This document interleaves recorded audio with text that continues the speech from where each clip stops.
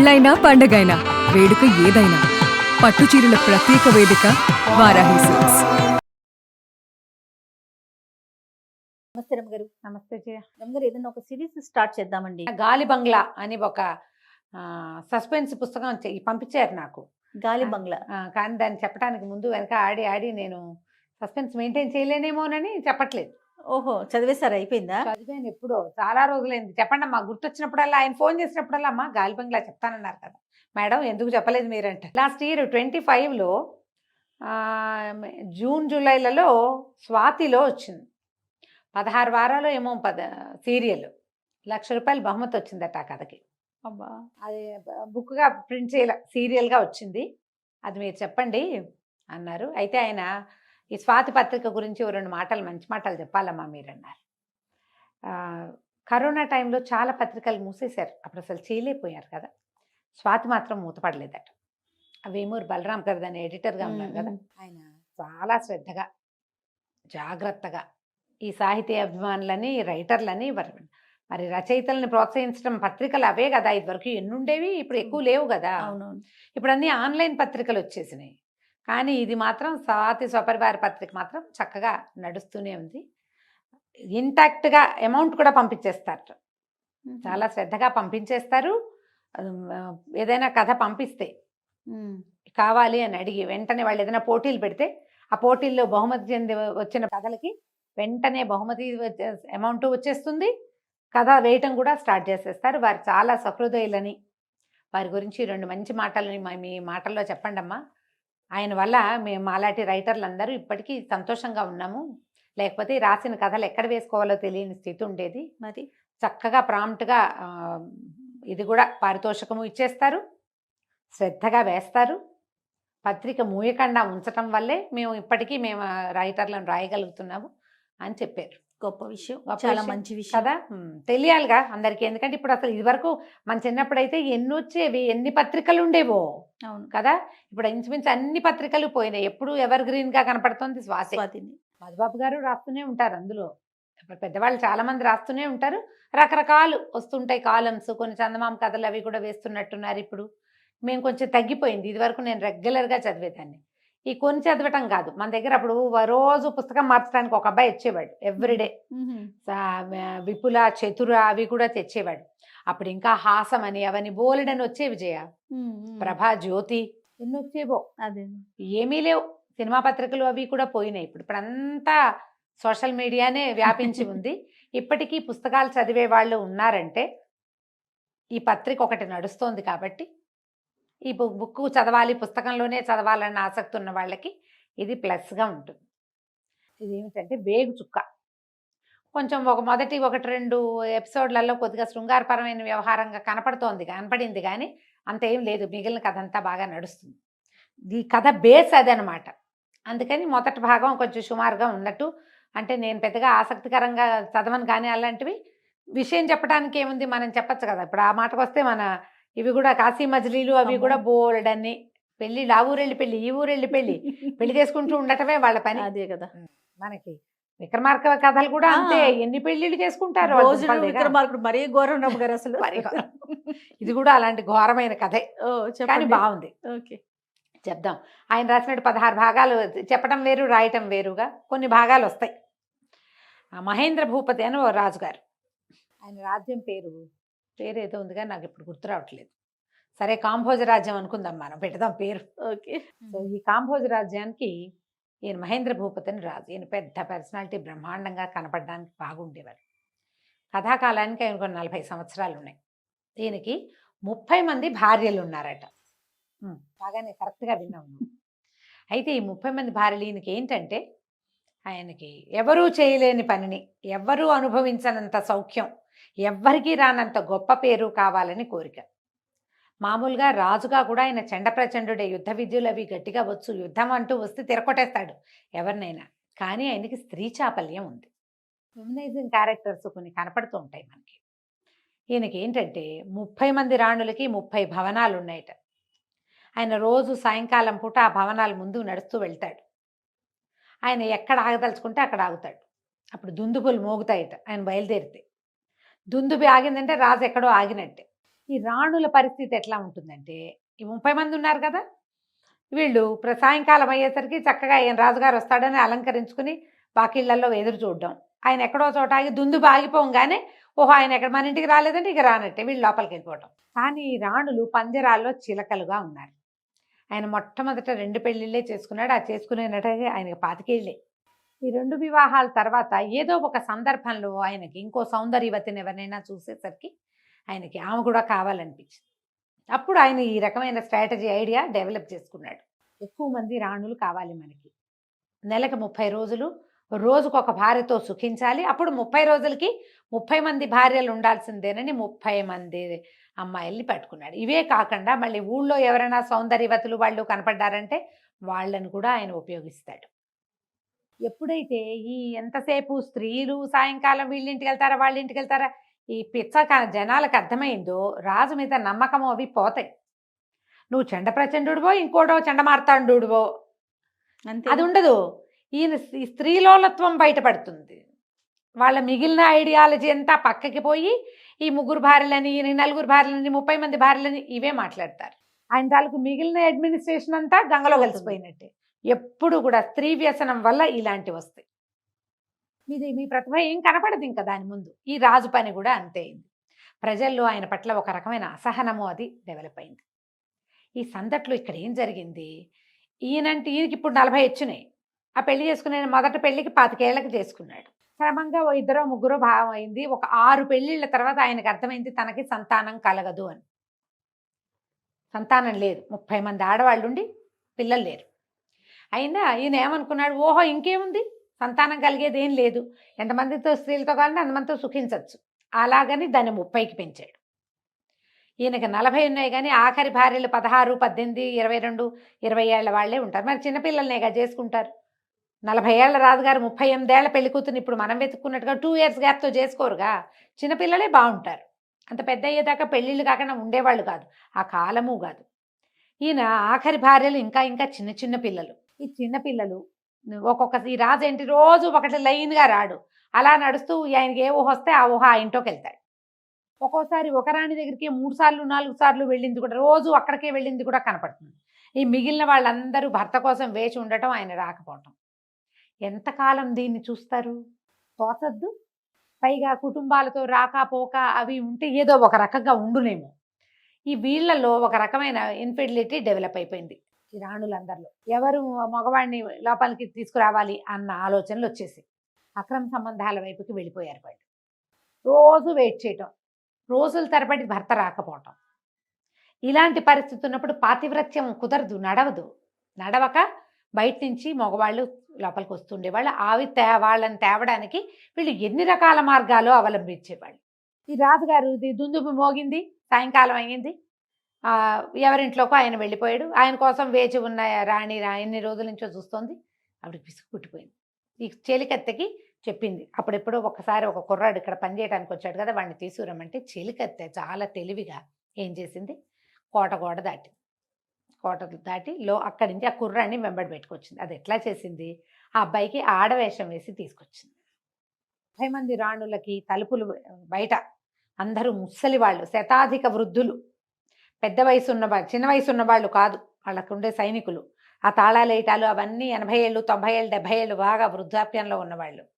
వాళ్ళు మరి చిన్నపిల్లలు కదా రాణులు, కాబట్టి వీళ్ళు పెద్దవాళ్ళు. కోట గోడల బయట ఉండేవాళ్ళు చెండప్రచండులుగా ఉంటారు. వాళ్ళకి లోపలికి వెళ్ళే అవకాశం లేదు. లోపలికి వెళ్ళే వాళ్ళంతా ముసలి వాళ్ళే. చెలికత్తెలు ఈ ముసలి పరిచారకుల మీదే నడిచేది కథ అంతా. ఈ అమ్మాయి ఏం చేసింది, చెలికత్తె బయటికి వెళ్ళి ఆ కుర్రాడికి ఆడవేషం వేసి లోపలికి తీసుకొస్తే ఈ కోట దగ్గర తలుపులు వేసేవాడు ఉంటాడు కదా, అతను అడిగాడు, ఎవరే ఈ అమ్మాయి అంటే, ఆ అమ్మగారు తీసుకురమ్మన్నారు, లావణ్యమ్మ గారు పువ్వులు అల్లడానికి మనిషి కావాలన్నారు, ఆవిడకి పువ్వులు సరదా, మందిరం అంతా అలంకరిస్తారట సాయంత్రాలు, ఇలాంటి మాటలు చెప్పి కుర్రవాడిని లోపల తీసుకుపోయాడు. వాడు ఆడవేషంలో ఉన్నాడు. వాడిని తీసుకెళ్ళి రాణిగారి విలాస మందిరంలో పెట్టి రాణికి చెప్పింది, నువ్వు హాయిగా సంతోషంగా గడపచ్చు, నీ విలాస మందిరంలో నీకోసం ఒక కుర్రాన్ని తీసుకొచ్చాను అని. ఈ అమ్మాయి లోపలికి వెళ్ళిపోయింది. ఎప్పుడైతే రాజుగారు ఇంకో భార్యతోటి ఉన్నాడో, ఒక భార్యతోటి ఉంటే ఇంకొక భార్య ఎవరో కుర్రవాడితోటి వెనకాల మందిరాల్లో ఉన్నది. తెల్లవారుజాముకి ఇది బయటపడిపోయింది. బయటపడిపోతే రాణి ఆ బయట నుంచి ఆడవేషంలో వచ్చినటువంటి కుర్రవాడు వెంబడి వీటుకు తీసుకొచ్చిన చెలికత్తె, ముగ్గురికి శిక్షలు పడ్డాయి. రాణిది అబ్బాయిది తలలు వేళ్లాడు కట్టారు కోటగోడకి, చెలికత్తెకి ఊరి శిక్షేశారు. మరి దానివల్ల కదా ఇది జరిగింది. ఇట్లా బయటపడుతూనే ఉన్నాయి. ముగ్గురు రాణులు మోక్షం పొందారు. అయినా కూడా ఊరుకోవాలని లేదు వీళ్ళకి, మిగిలిన వాళ్ళకి. కొన్ని రోజులు భయం, కొన్ని రోజులే భయం వేస్తుంది జయ. తర్వాత మళ్ళీ మామూలు అయిపోతుంది. తర్వాత శరీరం దాని పని అది చేస్తుంది కదా. ఉప్పు కారం తింటారు, చీవు నెత్తురు కలిగి ఉంటారు, ఎప్పుడూ అవజ్ఞ అంటే అవతల వాళ్ళ నుంచి తిరస్కృతిని పొందుతూ ఉంటారు. మళ్ళీ పుడుతుంది అలాంటి బుద్ధి. ఇదే గోలగా ఉంటుంది. ఊరంతా చెప్పుకుంటారు, ఇలా జరిగిందిట, ఇట్లా అయిపోయిందిట. రాణిని ఆ కుర్రాడిని చంపేశారు, చెలికత్తెకి ఉరిశిక్ష చేశారు. ఏమిటి ఈ పనులు? ఇంతమంది రాణులు ఏమిటి ఈ గోల ఏమిటి? ఈ ఆడపిల్లల్ని ఇచ్చేయటం ఏమిటి? వాళ్ళు ఎవరి ఇంటికో ఎవరు ఒక పెదరాయుడు గారి కుమార్తెను చూసి ఆ అమ్మాయి వాళ్ళు ఒప్పుకోకపోతే ఆ పిల్లని చంపించేసి భయపెట్టి నానా గందరగోళము చేసి పెళ్ళిళ్ళు చేసి ఆ అమ్మాయిని చెప్తే కానీ కుదరని స్థితి కల్పించి, పోనీ నువ్వు వాళ్ళతోటి ఉండగలవా అంటే మనిషివి కదా, నువ్వు మనిషివి కదా. ఒకడే మనిషి ఇంతమందికి ఎట్లా న్యాయం చేస్తాడు? ఇద్దరు లేదా ముగ్గురు. పైగా వాళ్ళకి ఏంటి, కుటుంబాలతోటి వెళ్తే ఇక్కడ జరిగే దుర్మార్గం అంతా అందరికీ తెలుస్తుందని కుటుంబాలతో కలవనివ్వకపోవటం. బందిఖాన అది జైలు. వీళ్ళకి అలంకరించుకోవడానికి, హాయిగా తినడానికి, తాగడానికి అంతే. వాళ్ళు ఉంటారు, చెలికత్తలు ఉంటారు, వాకిట్లో ముసలాళ్ళు ఉంటారు. వస్తే రాజు వస్తాడు, రాకపోతే రానట్టే. బాగుంది. ఈ జీవితాలు ఎట్లా బాగుంటాయి? ఏ పంజరంలో ఉన్న చిలకైనా పారిపోవాలనిపిస్తుంది. మనుషులైనా అంతే కదా. ఈ ఊళ్ళో వాళ్ళంతా వింత వింతగా చెప్పుకుంటారు. ఏమిటి ఈ రాజు పద్ధతి ఏమిటి? ఎవడో ఒకడు రావాలి వీడికి బుద్ధి చెప్పేవాడు. ఏముంది, ఎవరో కుర్రాళ్ళు లోపలికి వెళ్తూనే ఉన్నారు, వాడు చచ్చిపోతున్నాడు, ఎవరి కోసం వెళ్ళాడో ఆవిడ చచ్చిపోతుంది, ఎవరిని తీసుకెళ్ళిందో దాన్ని చంపేస్తారు. ఇన్ని చావులు, ఎంతమందిని చంపుతాడు? అసలు ఈ పనే పొరపాటు, ఈ తప్పు, ఇదే తప్పు. పోనీ వంశాభివృద్ధి ఉందంటే అది ఎలాగో సున్నా. ఈ రాజు ఉండకుండా పోవాలి. ఈ రాజుని ఎట్ట తప్పించుకుంటానరా దేవుడా అనుకునేవాళ్ళు ప్రజలు. ఇప్పుడు రాజుగారి దారిని ఆయన లోపల ఏం మలగుంతాలు పడతాడో ఎవ్వడికి తెలియదు. ప్రజలకు ఏం కావాలమ్మా? వేళకి తిండి తిప్పలు, రాజ్యంలో పంటలు పండటం, మంచి పరిపాలన, నీళ్లు సుపరిపాలన, అంటే నీళ్లు వ్యవస్థ అది బాగుండాలి. వ్యవస్థని మించి రాజుగారి తాలూకు దుర్వ్యసనమే బయటపడుతోంది. వ్యవస్థ ఉన్నా రాజుగారి దుర్వ్యవసాయం ప్రజలకి నచ్చదు, కంటగింపుగా ఉంటుంది. వ్యవస్థ ఏదో నడుస్తోంది, వ్యవస్థ కంటే ఎక్కువగా ఈ దురవస్థే నడుస్తోంది. పాపం విసిగిపోయి ఉంటున్నారు వాళ్ళు. ఎప్పుడో ఒకప్పుడు ఎవడో రావాలి, వచ్చి ఈ రాజు పీచమణిచి ఈ రాజును దింపేసేయాలి ముందు. అసలు ఈ ఆడవాళ్ళ వ్యవహారం ఇంత ఉండకూడదు. ఇది గోళలు నడుస్తూ ఉండేవి. అయితే ఈ రాణుల్లో మాళవిక అని ఒక ఆవిడ. ఆ మాళవిక ఒక 16-17 సంవత్సరాల చిన్నది. ఈ అమ్మాయి ఒక వ్యాపారస్తుడి కుమార్తె. ఇంకొక వజ్రాల వ్యాపారస్తుడి కుమారుడితోటి వివాహం కుదిర్చారు. వివాహం కుదిర్చాక, వివాహం అన్ని వ్యవస్థ అయ్యాక, అన్ని ఏర్పాట్లు అయిన తర్వాత రాజుగారు ఈ పిల్లని చూశాడు. చూసి మీ పిల్లని మాకు ఇవ్వమంటే, ఈయన సంగతి తెలుసుగా, ఆయన ఒప్పుకోకపోతే సైనికులు వెళ్ళి బెదిరించి చచ్చినట్టు పెళ్లి చేయవలసిన స్థితి కల్పించి మాళవికను తెచ్చాడు. ఈ పిల్ల ముందు నుంచి ఆ ఇంట్లో అందరితో బాగా ఉండేది, దిక్కు దివాణం లేకుండా ఉంది. ఒక స్నేహితురాలు ఉంది, ఒక చెలికత్తె, మాలతి పేరు బహుశా. వీళ్ళు ఇద్దరు బాగా స్నేహంగా ఉండేవాళ్ళు. అమ్మ నాన్నని చూడాలందని ఏడుస్తూ ఉండేది. అయితే ఈ అమ్మాయి ఏమంది, మాలతి అయితే ఒక ఉత్తరం రాయి, జాగ్రత్తగా ప్లాన్డ్గా నేను మీ ఊరు తీసుకెళ్తా. సరే బాగా ఆలోచించి దేంట్లో రాయాలి, ఉత్తరం ఎలా రాయాలి, పైగా ఏదైనా ఉత్తరాలు అవి బయటపడినా చంపేస్తాడు రాజు. అదే కదా, రాజు ఊరుకోడు. సరే ఒక ఉత్తరం రాసి ఆ ఉత్తరాన్ని సన్నగా చుట్టి ఈ మాలతి జడలో పెట్టి అల్లింది. జడ ఊడదీస్తే కానీ ఉత్తరం కనపడదనమాట. ఆ ఉత్తరం పుచ్చుకుని మాలతి వెళ్ళింది. ఈ లోపల రాజుగారు మంత్రి గారు మాటలకి కూర్చున్నారు. ఏం మాట్లాడారు ఈ సందర్భాన్ని మనం వచ్చే భాగంలో చెప్పుకుందాం. రమగారు, మనము వేగు చుక్క సిరీస్ చెప్పుకుంటూ ఉన్నాం. అడప చిరంజీవి గారి. సో మొదటి భాగం అయిపోయింది, రెండో భాగంలో ఉన్నాము. రాజుగారు వాళ్ళ మంత్రిని, మహేంద్ర భూపతి తన మంత్రిని పిలిచారు. ఈయన తరతరాలుగా ఇక్కడ మంత్రిత్వం నెరవేరుస్తున్న కుటుంబం వాడే. రాజు కంటే వయోవృద్ధుడు, కొంచెం పెద్దవాడు ఆయన. ఈ మహేంద్ర భూపతిని చిన్నతనం నుంచి చూస్తున్నాడు. రాజు ఆలోచనల్లో ఉన్నటువంటి ఈ అవకతవక విధానము, ఈ స్త్రీ వ్యసనము, అక్కడ అవతల జరుగుతున్నటువంటి ఈయన నిరాదరణ వల్ల, లేకపోతే ఈయన ధూర్తత్వం వల్ల అవతల జరుగుతున్నటువంటి అనవసరమైన వ్యవహారాలు మంత్రికి స్పష్టంగానే తెలుసు. అయితే మాట్లాడుకున్నారు కూర్చుని. ఈయన ఏం చేశాడు, ముందు 3 రాణుల్ని చంపించాడు. 3 బదులు మళ్ళీ 3 పెళ్ళిళ్ళు చేసుకున్నాడు. ఓహో, మళ్ళీ ఫిల్ మరి చేసేస్తున్నాడు. 30 పూర్తి కావాలి. 30 తర్వాత ఇప్పుడు ఒక అమ్మాయిని చెలికత్తె ఆడవేషం వేసి తీసుకొచ్చింది కుర్రండి. ఆ అమ్మాయి ప్లేస్లో ఇంకొక రాణిని వెతుక్కుంటున్నారు ఇప్పుడు. ఆ రాణిని చంపేశారు, లావణ్య ఆవిడ పేరు. ఆవిడ కోసమని ఆ ప్లేస్ ఫిల్ చేయడానికి మళ్ళీ యువతుల వేట. ఊళ్ళో ఎలా ఉందంటే అసలు ఆడపిల్లల్ని బయట కనపడినివ్వకూడదు, ఏ ఫంక్షన్లలోనే కనపడినివ్వకూడదు, ఇలాంటి పరిస్థితి వచ్చింది. అయితే మంత్రి గారిని పిలిచి, ఏమిటి ఈ పరిస్థితిని ఎట్లా అడ్డుకట్టాలి అంటే, మీరు ఊరికే అనుమానపడుతున్నారు, అలాంటిది ఏమి ఉండదు, మన వాళ్ళంతా మంచి వాళ్ళే ఆహా, రాణుల్ని ఎలా జాగ్రత్తగా కాపాడుకోవాలని అని అడుగుతున్నాడు. ఇప్పుడు పరిస్థితులు వీళ్ళు ఇలాంటి దానికి పాల్పడితే ప్రజల్లో మనకేం గౌరవం ఉంటుంది? ఓకే, రాజుగారి భార్య మంచిది కాదని చెప్పుకుంటే అవమానం కాదు మరి ఎట్లా దీన్ని కట్టడి చేయటం, ఎలా ఈ పరిస్థితిని అరికట్టడం ఈయన లోపల ఉంది మంత్రి గారికి. నీ విధానమే తప్పు, ఇది చేయాల్సిన పని కాదు. కానీ ఆ మాట పైకంటే రాజు ఒప్పుతాడా? చేసేసుకున్న పెళ్ళిళ్ళకి ప్రతిక్రియ ఏం చేస్తారు ఇప్పుడు? అదే కదా. ఆ ఒక అమ్మాయి పోయింది, పోని ఊరుకోవచ్చుగా, మళ్ళీ పెళ్లి ప్రయత్నంలో పడ్డాడు. అని 30 కావాలని ఆయన లెక్క, శాశ్వతంగా తన పేరు చరిత్రలో నిలబెట్టుకోవాలని. అడిగితే ఈయన అన్నాడు మంత్రి, అలాంటిది ఏం లేదండి, ఏదో ఒకటి జరిగింది అంతేగాని ఇలా ఈ ఒకటి జరగడం ఏంటి, అంతకుముందు 3 చంపించాం, 3 పోయారు, ఇప్పుడు మళ్ళీ ఒకటి పోయింది లేటెస్ట్గా. మీరు అట్లా ఎట్లా చెప్తారు? అలా చెప్తామంటే మనం ఉత్తమ కుటుంబాల కన్యలనే తెచ్చుకున్నాము, పర్వాలేదంటే. రాజు లేచి నిలబడి మంత్రి గారు కూర్చుంటే ఆయన వెనక్కి వెళ్ళి ఒడ్లోంచి కత్తి తీసి పిడిబాకు మంత్రి గారి మెడకి పెట్టాడు. ఇదంతా సరిగ్గానే ఉందంటారా అంటే, అక్షరాల మన పరిస్థితులు సరిగ్గానే ఉన్నాయి. మొత్తం మన రాణులందరూ దుర్మార్గులు, ఇది ఒకటి జరిగితే అందరికీ ఇలాంటివే ఉన్నాయని మనం ఎలా అంటాం? అట్లా అనడానికి వీల్లేదు, అలా ఉండదు అంటే, నేను ఇప్పుడు మిమ్మల్ని పీక ఉత్తరించేస్తానండి. ఉత్తరించండి ప్రభు, ఎందుకంటే అసలు రాచ కొలువంటేనే కత్తి మీద సాము, రాజుగారి దగ్గర ఉండటం అంటేనే కత్తి మీద సాము. ఇన్నేళ్ళు బతికాం, ఇప్పుడు మీకు నచ్చలేదు తీసేస్తారు, దానికి సిద్ధపడే రాచ కొలువుకి దిగాలి, అది ముందే నిశ్చితం. మా ముందు తరాల్లో కానీ మీ ముందు తరాలు కానీ ఇలాంటిది జరగల, అంతకుముందు ఎప్పుడైనా జరిగితే జరుగుండదు, ఇవాళ జరిగితే చేయగలిగేదేం లేదు, నేను సిద్ధం, మీ సేవలో ఉన్నాను అనేసరికి కత్తి తీసేశాడు ఆయన. చంపేద్దాం అనుకున్నాడు మంత్రిని. మంత్రి గారి మాటల్లో వెనకాల వినపడుతున్నది ఏమిటి? మన రాణులందరూ మంచి వాళ్ళంటే నువ్వే వాళ్ళకి ఆ పరిస్థితిని కల్పిస్తున్నావు అన్నది అండర్ కరెంట్. స్వతహాగా వాళ్ళంతా మంచివాళ్లే అంటే ఏమిటి అర్థం? ఇవాళ వీళ్ళు చెడిపోయారంటే దానికి కారణం నువ్వే, అక్షరాల నువ్వనే.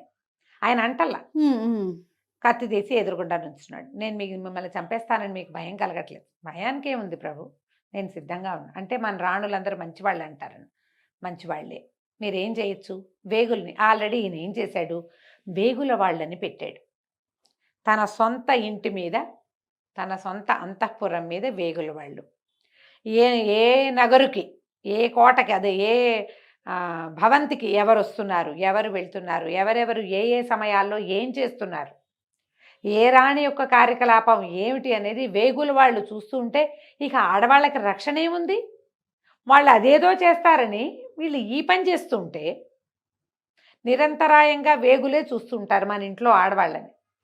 వేగుల వాళ్ళు ఊళ్ళో కూడా ఏం ప్రచారం జరుగుతుందో తెలియాలి. ఊర్లో నుంచి ఏ కుర్రవాళ్ళు, ఈ బిల్డింగుల్లో పనులు ఉంటాయి, తోటమాలీలు వస్తారు, దులపడానికి, కడగడానికి, పైన తిరిగి పనులు చేయడానికి, ఏ తేనె పట్లో పడితే వాటిని తీయటానికి, ఫలవృక్షాలు ఉంటే వాటిలో కోయడానికి, ఇవి అందరూ ఈ అంతఃపురంలో ఉన్న ఆడపిల్లలు లేదా ముసలి బొగ్గులుగా ఉన్న తాళాలు తీసేవాళ్ళు, పరిచారకులు చేయలేరు కదా.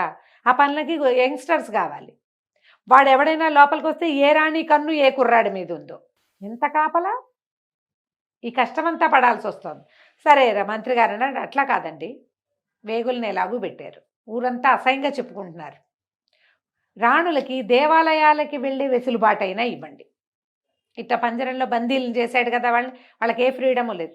దేవాలయానికి వెళ్తే కొంచెం దేవుడు దయము భక్తి వచ్చిందనుకో, ఏదైనా ఇతరత్ర ఐడియాలజీ తగ్గిపోతుంది. దేవాలయంలో ఓ పూజలని, ఓ చదువుకోవటమని, ఓ సహస్రనామాలని, పారాయణలని, భగవత్ వ్యాసంగం ఉంటుంది కదా, ఆ వ్యాసంగం వల్ల ఇతరత్ర ఆలోచనలు కొంచెం తగ్గుముఖం పడతాయి, దేవాలయాలకి వెళ్ళనివ్వండి. అంటే దీనివల్ల ఏమైనా పరిస్థితి మెరుగవుతుందంటారా అని అడిగారు. అవకాశం ఉందన్నాడు మంత్రి. రాజు అన్నాడు, ఒకవేళ దీనివల్ల ఏదైనా సమస్య వస్తే అప్పుడు నేను మిమ్మల్ని సంహరించే పని అప్పుడు చేస్తాను. సంహరించడం అయితే సంహరించడం. వాళ్ళు ఏమైనా చేస్తే ఈయన మంచి వాళ్ళని చెప్పాడు, నువ్వు చెప్పావుగా మంచి అని అంటాడనమాట. సరే, ఇప్పుడు ఈ రాణివాసంలో ఏవో కొన్ని ఏర్పాట్లు మారుద్దాం అనుకున్నారు. ఈ ఊళ్ళో వేగులు వాళ్ళు తిరగటం ఇవన్నీ గోలు. మాళవిక అనే మహారాణి ఏం చేసింది, మాలతి అనే తన చెలికత్తెకి తల్లిదండ్రుల కోసం ఆ అమ్మాయినే రాజుగారు ఏం చేశాడు, ఈ వజ్రాల వ్యాపారస్తుడి కుమార్తె, అవును. వాళ్ళ శ్రీపురమో ఏదో వాళ్ళది, అక్కడికి వెళ్ళాలి. ఈ అమ్మాయి ఏం చేస్తుంటే ఈ ఉత్తరాన్ని సన్నగా చుట్టి మాలతి జడలో వేసేసి పంపించింది. మాలతి పురుష వేషం ధరించి ఆడవాళ్ళ బట్టలు కాకుండా మగవాళ్ళ లాంటి బట్టలు వేసుకుని ఒక గుర్రం తీసుకుని ప్రయాణం మొదలుపెట్టింది. ఏదో పని మీద వెళ్తున్నానని చెప్పింది. ఇక్కడ వాళ్ళు ఎవరు అడగల. మాలతిని అసలు రాజుగారి కంట పడిన వల్ల, మాలతి చాలా అందగత్తె. ఈ మాళవిక కంటే ఇది తెలిసిందిగా, ఈయన మందమైన ఆడవాళ్ళని చూస్తే వదిలిపెట్టాడని. రాజుగారు వచ్చే సమయానికి ఆ పిల్లని ఉంచనిచ్చేది కాదు. ఇద్దరు అక్కా చెల్లిలాగా చాలా స్నేహంగా ఉంటాడు, ఒకే వయసు వాళ్ళు. పైగా అమ్మాయి రాచకూతురు కాదు, వ్యాపారస్తుల పిల్ల. వాళ్ళ ఇంట్లో ఉండే వాళ్ళతో అట్లా అక్కా చెల్లి స్నేహం కలుపుకునే పద్ధతి. బాగా దుఃఖపడింది, కానీ ఇంక ఇప్పుడు చేసే దారి ఏం లేదు. లావణ్య దుర్మరణం పాలైపోయింది. ఈ పనులు చేసిన వాళ్ళు ఎవరైనా అంతే. కానీ ఎన్నాళ్ళు ఇట్లా ఈ ఒంటరి జీవితం. ఆ అబ్బాయిని ఎవరినో చేసుకుందామంటే అది పెద్ద ప్రియుడు కాదు, కానీ పెళ్లి సంబంధం కుదిరింది. అది పోయి ఇప్పుడు అవతల వాడు కూడా మనలాంటి వాడే అయ్యి నీకు నువ్వు నాకు నేను మనం ఇద్దరమే అంటే జీవితం వేరేగా ఉంటుంది. 30 మందిలో నువ్వు ఒకదానివి, నీ టర్న్ వస్తే వస్తుంది, లేకపోతే లేదు. అంటే ఏం జీవితం? పైగా దాంతో చుట్టాలు లేరు, పక్కాలు లేరు, పుట్టిల్లు లేదు, గుడి గోపురం అసలే లేదు, బయటికి వెళ్ళే వీలు లేదు. వేగులు వాళ్ళు, నువ్వు అమ్మాయి ఎటు పక్కకు చూసినా అక్కడ ఏముందో చూస్తుంటారు వీళ్ళు. ఒంటరితనం, ఆ దుఃఖాన్ని భరించడం కూడా కష్టమే కదా. ఎన్నాళ్ళు మనకి ఏదైనా రాత కొలువులోకి వెళ్తే కొన్ని రోజులే బాగుంటుంది, అక్కడ బట్టలు బాగుంటాయి, నగలు బాగుంటాయి, తిండి బాగుంటుంది. ఒక 2 రోజులు అన్నీ 2-3 కట్టుకుని 4-5 ధరించి 2 పూటలు తిన్నాక వేరే విషయాల కోసం శరీరం మనసు అరులు చాచేయవు. అందులో అమ్మ నాన్న కావాలి, పెద్దవాళ్ళు ఎవరైనా ఉండాలి, తోడు ఉండాలి, కబుర్లు చెప్పుకోవడానికి మనుషులు కావాలి. యంగ్స్టర్స్ అయితే శరీరానికి రకరకాల ధర్మాలు ఉన్నాయి కదా. ఉత్తరం పుచ్చుకుని వెళ్ళింది మాలతి. ఈ వెళ్ళేసరికి ఆ అమ్మాయి ఊరు దాటేసింది. ఊరు దాటి ఒక అటవీ మార్గం పట్టేసరికి అలా ఆ అమ్మాయికి ఒకడు కనపడ్డాడు. అతను ఒక వేగు, మల్లుడు అలాంటి పేరున్నవాడు. గుర్తుపట్టేశాడు, ఈ అమ్మాయి మగవేషం వేసుకున్నాడు. ఎక్కడికి వెళ్తున్నావు ఏమిటని ప్రశ్నించాడు. ప్రశ్నిస్తే అమ్మాయి కాస్త అత్తర్లాడింది, కానీ మా చుట్టాలు శ్రీపురం వెళ్తున్నాను, వాళ్ళ ఇంటికి, వాళ్ళకి కాకుండా వేరే ఊరు పేరు చెప్పింది. శ్రీపురం పక్కన ఇంకో ఏదో ఊరు వెళ్తున్నాను, మా బంధువులు ఒకరికి ఒంట్లో బాగుండలేదు, చూడ్డానికి వెళ్తున్నాను అనేసరికి అక్కడ మీ బంధువులు ఎవరు లేరు కదా. కాదులే ఉన్నారంతే. అంటే వాడేమన్నాడు వేగు, పద నేను కూడా వస్తాను నీతో పాటు. ఎందుకంటే ఈ అమ్మాయి యువరాణి రాణిగారి దగ్గర ఉండే చెలికత్తె. ఏం చేయబోతోందో ఈ అమ్మాయిని సోదా చేద్దాం అనుకున్నాడు. వస్తువులు ఏం లేవు, జళ్ళ ఉంది. వాడు పదే పదే తను కూడా వస్తానంటే, నువ్వు మా చుట్టాల ఇంటికి రావడానికి వీల్లేదు, ఏది మీ వాళ్ళు రాసిన ఉత్తరం చూపించన్నాడు. ఉత్తరం లేదు. వెంటనే వాడేమన్నాడు, అయితే సరే బాగానే, నువ్వు నాతో గడుపు, నేను నిన్ను వెళ్ళనిస్తాను, లేకపోతే నేను నీ వెనకాల రావాల్సిందే, నీ అంతేమిటో చూసి రాజుగారికి అప్పచెప్పాల్సిందే. ఏం చేస్తుంది ఆడపిల్ల? ఏమనుకుంది, సరే ఎలాగూ నేను మాళవిక కోసం నా ప్రాణాలు ఇవ్వడానికైనా సిద్ధపడే బయలుదేరా, సరే ఆ శరీరం ఏదో వీడికి ఇచ్చేద్దామని ఒప్పుకుంది. సరేనని అబ్బాయి వాడు ఆ నాగమల్లుడు అనేవాడు దగ్గరకు వచ్చి ఒంటి మీద చెయ్యేసేసరికి అలా వెనక నుంచి ఒక పురుష స్వరం వినపడింది. పరాయి ఆడపిల్ల ఒంటి మీద చెయ్యేసిన సిగ్గులేదా నీకు? వెనక్కి తిరిగితే ఒక ఆజానుబాహువైన ఒక యువకుడు గుర్రంతో దిగి నిలబడి ఉన్నాడు. నీకెందుకు, నీ దారిన పొమ్మన్నాడు ఈ వేగువాడు అనేసరికి అబ్బాయి ఒప్పుకోలేదు. ఇది అడవా, రాజ్యమా, అదేమిటి, ఎవరు లేకపోతే నీవు ఇష్టం వచ్చినట్టు చేస్తావు. ఒక వారాయి స్త్రీని ఆమెను బెదిరించి ఆమె శీలాన్ని దోచుకోవడానికి ప్రయత్నం చేస్తున్నావు, చూస్తూ నేను ఊరుకోను, నాతో తలపడి తర్వాత ఆమెతో తలపడదు కానీ ముందు అనేసరికి నువ్వు అంత మగాడివా అన్నాడు. వాడు ఊరుకోలేదు. వాడు నేను రాజుగారి వేగుని, నాకు చాలా శక్తులు ఉన్నాయని నమ్ముతారు. చాలామందికి మనుషులకి వాళ్ళ సొంత శక్తి కంటే తమ ఉద్యోగపు పవర్ మీద చాలా నమ్మకం ఉంటుంది.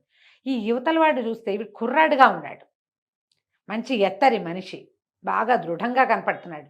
పైగా ఎవరైనా వెనక నుంచి ఎంత మాటైనా అనగలిగాడంటే వాడికి ఏదో తెంపర్తనం ఉంది. వీడికి ఏంటంటే అధికారమైన బలం ఉంది కాబట్టి ఈ అమ్మాయి ఎలాగో మా వంటింటి కుందేలు, ఇది ఎక్కడికి పోదు. రేపొద్దున ఇక్కడ ఏదైనా తేడా వచ్చినా వీడు పోయి మళ్ళీ నగరానికి వచ్చి ఈ పిల్లని నేను ఆ దారికి వెళ్తుంటే చూశానంటే దీన్ని పట్టేస్తారు వాళ్ళు. కత్తి దూసాడు. అవతల అబ్బాయి ఊరుకోలే. ఆ కుర్రాడు కూడా రాజపురుషుడిలాగా ఉన్నాడు. కత్తి తీశాడు. నేను చాలా బలశాలని నమ్మే నాగవల్లుడు కాసేపట్లో కిందెట్టు మీదెట్టు అయిపోయాడు. వల్ల కాల దెబ్బలు తగిలేసినాయి గట్టిగా. ఇక పారిపోయాడు. అక్కడి నుంచి పరిగెత్తుకుంటూ వెళ్ళిపోయాడు. అతను కత్తి వరలో పెట్టుకుని, ఈ అమ్మాయి కూడా బెదిరింది. ఏం చెయ్యాలో తెలియలా. ఇప్పుడు వెళ్ళిపోవాలో వద్దో తెలియటల్లా. తను నాగమల్లుడికి దొరికేసింది. ఇప్పుడు వాడు మరణించకుండా ఉంటే వాడు రేపు పొద్దున ప్రమాదకారే. ఇప్పుడు ఎదుర్కొంటా ఉన్నవాడు ఎవరో కూడా తెలియదు. ముందున్నవాడైతే నేను గుర్తుపెట్టా, వీడు ఎవడో తెలియదు. నిలబడి నేను దండం పెట్టింది. బాబు సమయానికి కాపాడారు, మీరు ఎవరండి ఏమిటండి అంటే, అతను ఆ పక్క రాజ్యానికి యువరాజు. పక్క రాజ్యం రాజుగారు, పక్క రాజ్యం మాది అన్నాడు. రాజుగారు చాలా గొప్పవారు, ఆయన చాలా అద్భుతమైన వాడు అనేసరికి నేను ఆ రాజుగారి కుమారుణ్ణి, నా పేరు శశికాంతుడు, నేను నా స్నేహితుడు చిత్రవ్రతుడు అనేవాళ్ళు మేమిద్దరం కలిసి అడవిలోకి వచ్చాము. అతను కొంచెం విశ్రాంతి తీసుకుంటుంటే చుట్టుపక్కల ఏమున్నాయో చూడడానికి వస్తుంటే వీడు కనపడ్డాడు నాకు.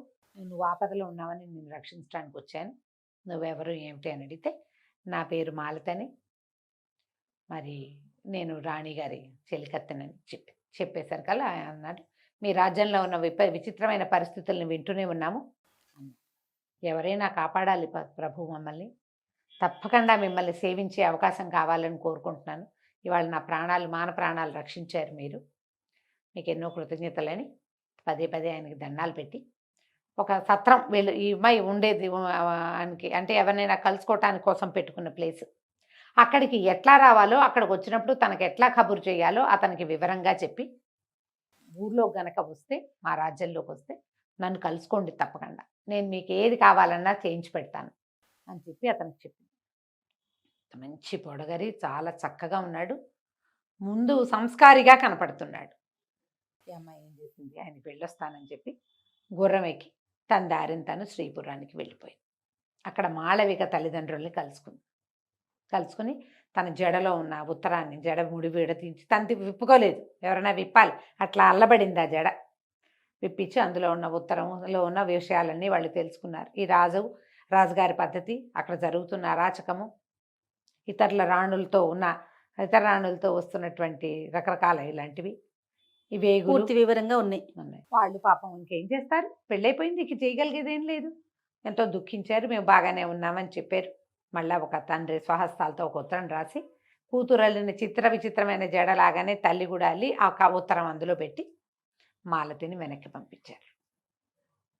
ఈ మాలతి మళ్ళా రాజ్యంలోకి వచ్చేసింది.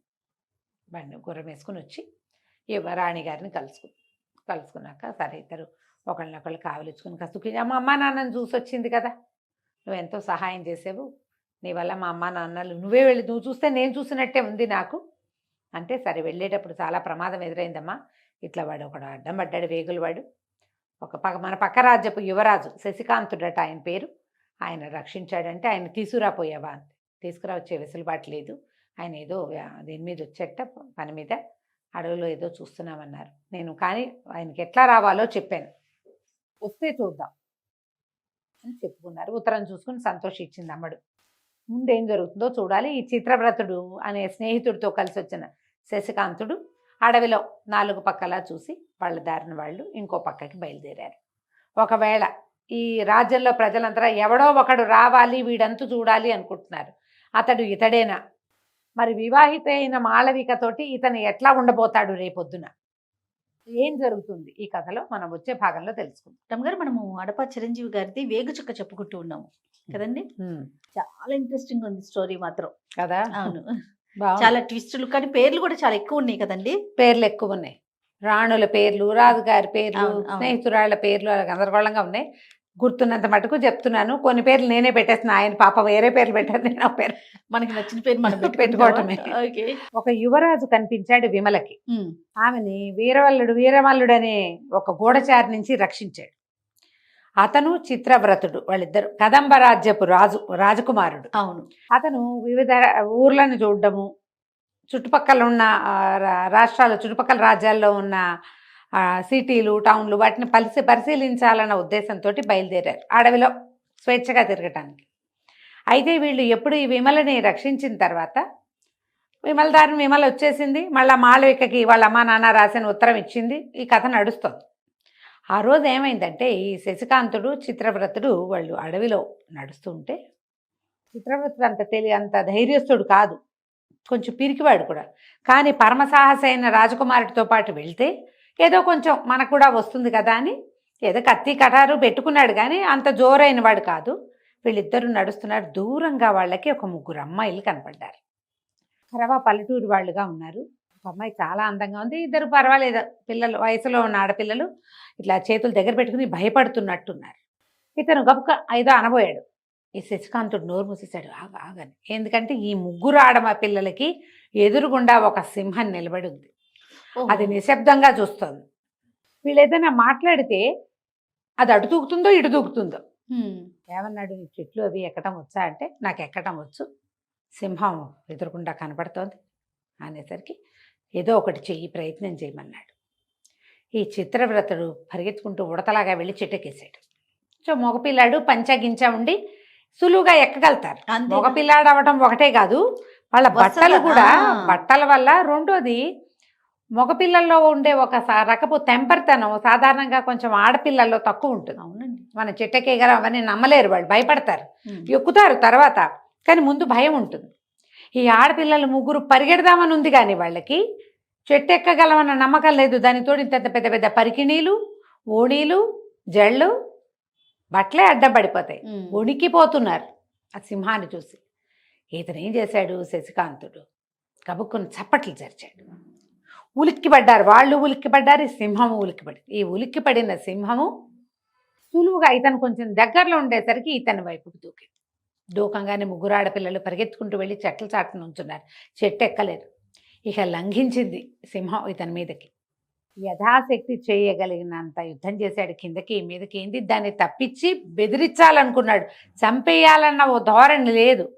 కానీ పైకెక్కిన చిత్రవ్రతుడికి ఏమనిపించింది, అతని దగ్గర మంచి పిడిబాకుంది, ఎప్పుడో రాజుగారు వాళ్ళ నాన్నకి ఇచ్చింది, మంత్రి కుమారుడు అతను. అది బొడ్లో పెట్టి తెచ్చుకున్నాడు. ఆ కత్తి పడేస్తే చాలు శశికాంతుడికి. ఆ సమయంలో వాళ్ళు ఏం చేశారు, మంచినీళ్ళు తాగడానికి ఈ నడువులకి కరవాలాలు అవి ఉంటాయా, అవి తీసి పక్కకు పెట్టారు. అతని దగ్గర కత్తి కూడా లేదు. ఓహో, ఇక ఏం చేశాడు, అటు చూసి ఇటు చూసి సింహందే పై చేయిగా కనపడుతోంది. అమ్మో ఏదైనా చేసేస్తుందేమో అని అనిపించింది. కత్తి పడేసేసరికల్లా కరెక్ట్గా సింహం మీదకి దూకపోయింది. మళ్ళీ ఆ కత్తి అంది. ఆ కత్తి పెట్టి సింహం మెడ మీద కొట్టేశాడు. ఇంతది కొట్టేసరికల్లా గట్టి మర్మస్థానంలో తగిలింది సింహం. గాండ్రమంటూ మీద పడింది, కానీ ఆ దెబ్బకి ఇంకా దాడి చేయలేకపోయింది, మెల్లిగా ఒరిగిపోయింది పక్కకి. అలాగా సింహాన్ని తన మీద నుంచి తోసేశాడు. ఆ సింహం మెల్లిగా మిగిలిన మెడ తాపిగా తెగి మరణించింది. ఈ 3 అమ్మాయిలు వచ్చారు, సమయానికి రక్షించారు. మీరు రాకపోతే చచ్చిపోయేవాళ్ళ. ముందు భయంతో చచ్చిపోతారు. అవును అవును, సింహం మీద దూకితే అంతది, అది ఏ 300-400 కేజీలో ఉంటుంది, దూకుతుందన్న ఫీలింగ్ తోటే అయిపోతారు కదా. సరే మీరు ఎవరు, ఎక్కడ, ఏమిటి అని కనుక్కున్నాడు. కనుక్కుంటే వీళ్ళు మన ముందు కాంబోజ రాజ్యం ఉంది కదా, మహేంద్ర భూపతిది, ఆయన రాజ్యంలో చివరిగా ఉండి ఈ కదంబ రాజ్యానికి దగ్గరలో ఉన్న బ్రహ్మపురం అనే ఊరు వాళ్ళు తండ్రి ముకుందుడని, ముకుంద స్వామిని ఒక రైతు. ఆ రైతు కుమార్తె పెద్ద అమ్మాయి, ఆ పిల్లల్లో అందంగా ఉన్న అమ్మాయి పేరు రాగమంజరి. మిగిలిన వాళ్ళిద్దరూ ఆ అమ్మాయి యొక్క స్నేహితురాళ్ళు. పేర్లు కూడా చెప్తారు. మేము 3 చంద్రగిరిలో ఇప్పుడు గాజులు అవి బాగా దొరుకుతాయి, ఇది గాజులు అమ్మే కాలము, ఎక్కడి నుంచో వచ్చి కొంతమంది ఇప్పుడు పెడతారు, అందుకని అవి కొనుక్కోవటం కోసం మేము 3 బయలుదేరాము. గాజుల కోసం బయలుదేరాము. మరి వేరే ఊరు వెళ్ళాలి, దానికోసం 3 ఉన్నారుగా. పట్టపగలు ఏమవుతుంది, ఎవరో ఒకళ్ళు నడుస్తూ ఉంటారు అనుకున్నారు. ఒక్కొక్క టైం ఏంటంటే ఏ భోజనాల వేళకు అందరూ ఆగిపోతే వీళ్ళు నడిచారనుకో, వీళ్ళే ఉంటారు అడవిలో. అవును, పూర్వం ఏం చేసేవాళ్ళు, భోజనానికి ప్రత్యేకమైన సమయము, ప్రత్యేకమైన స్థలాలు ఉండేవి. అక్కడ అందరూ తింటే అందరూ ఓసారే బయలుదేరేవాళ్ళు.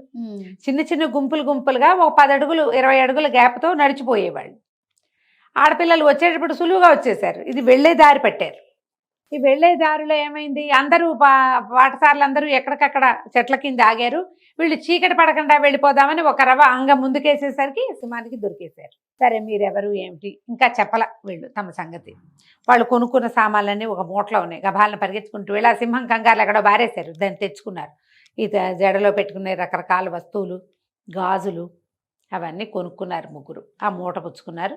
చూస్తే ఈ మన శశికాంతుడికి దెబ్బలు తగిలినాయి గట్టిగానే. సింహంది మొహం మీద ఒక చోట గీరిపోయింది, మెడ మీద, చేతుల మీద, చొక్కా అక్కడక్కడ నెత్తురు మరకలు, డాగులు కనపడుతుంది.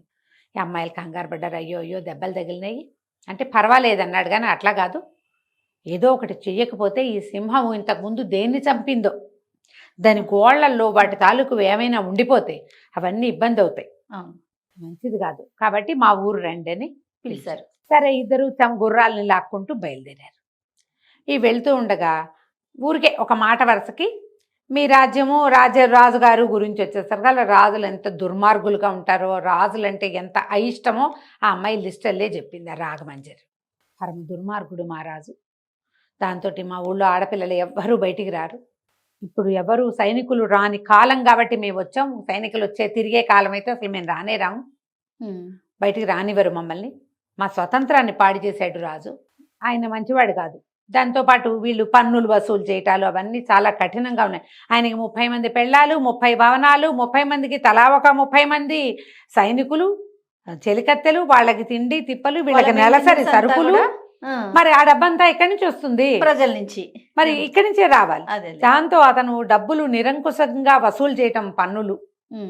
ఏదైనా యుద్ధం అనగానే ప్రతివాడు రావాల్సి రావటం, అవన్నీ ఏదో వెగటుగా అయిష్టంగా మాట్లాడింది, ఇబ్బందిగా ఉంది. దాంతో నేను రాజకుమారుడిని అని చెప్పలే ఇతను. రాజులంటే అయిష్టం, ఈ పిల్లని చూస్తే ముచ్చటగా ఉంది, అందుకని కామ్గా ఊరుకున్నాడు. ఇంటి దాకా వెళ్ళారు. వెళ్తే అమ్మాయి గబగబా లోపలికి వెళ్ళి వాళ్ళ నాన్న ముకుంద స్వామి అని ఆయన పెద్ద భూస్వామి.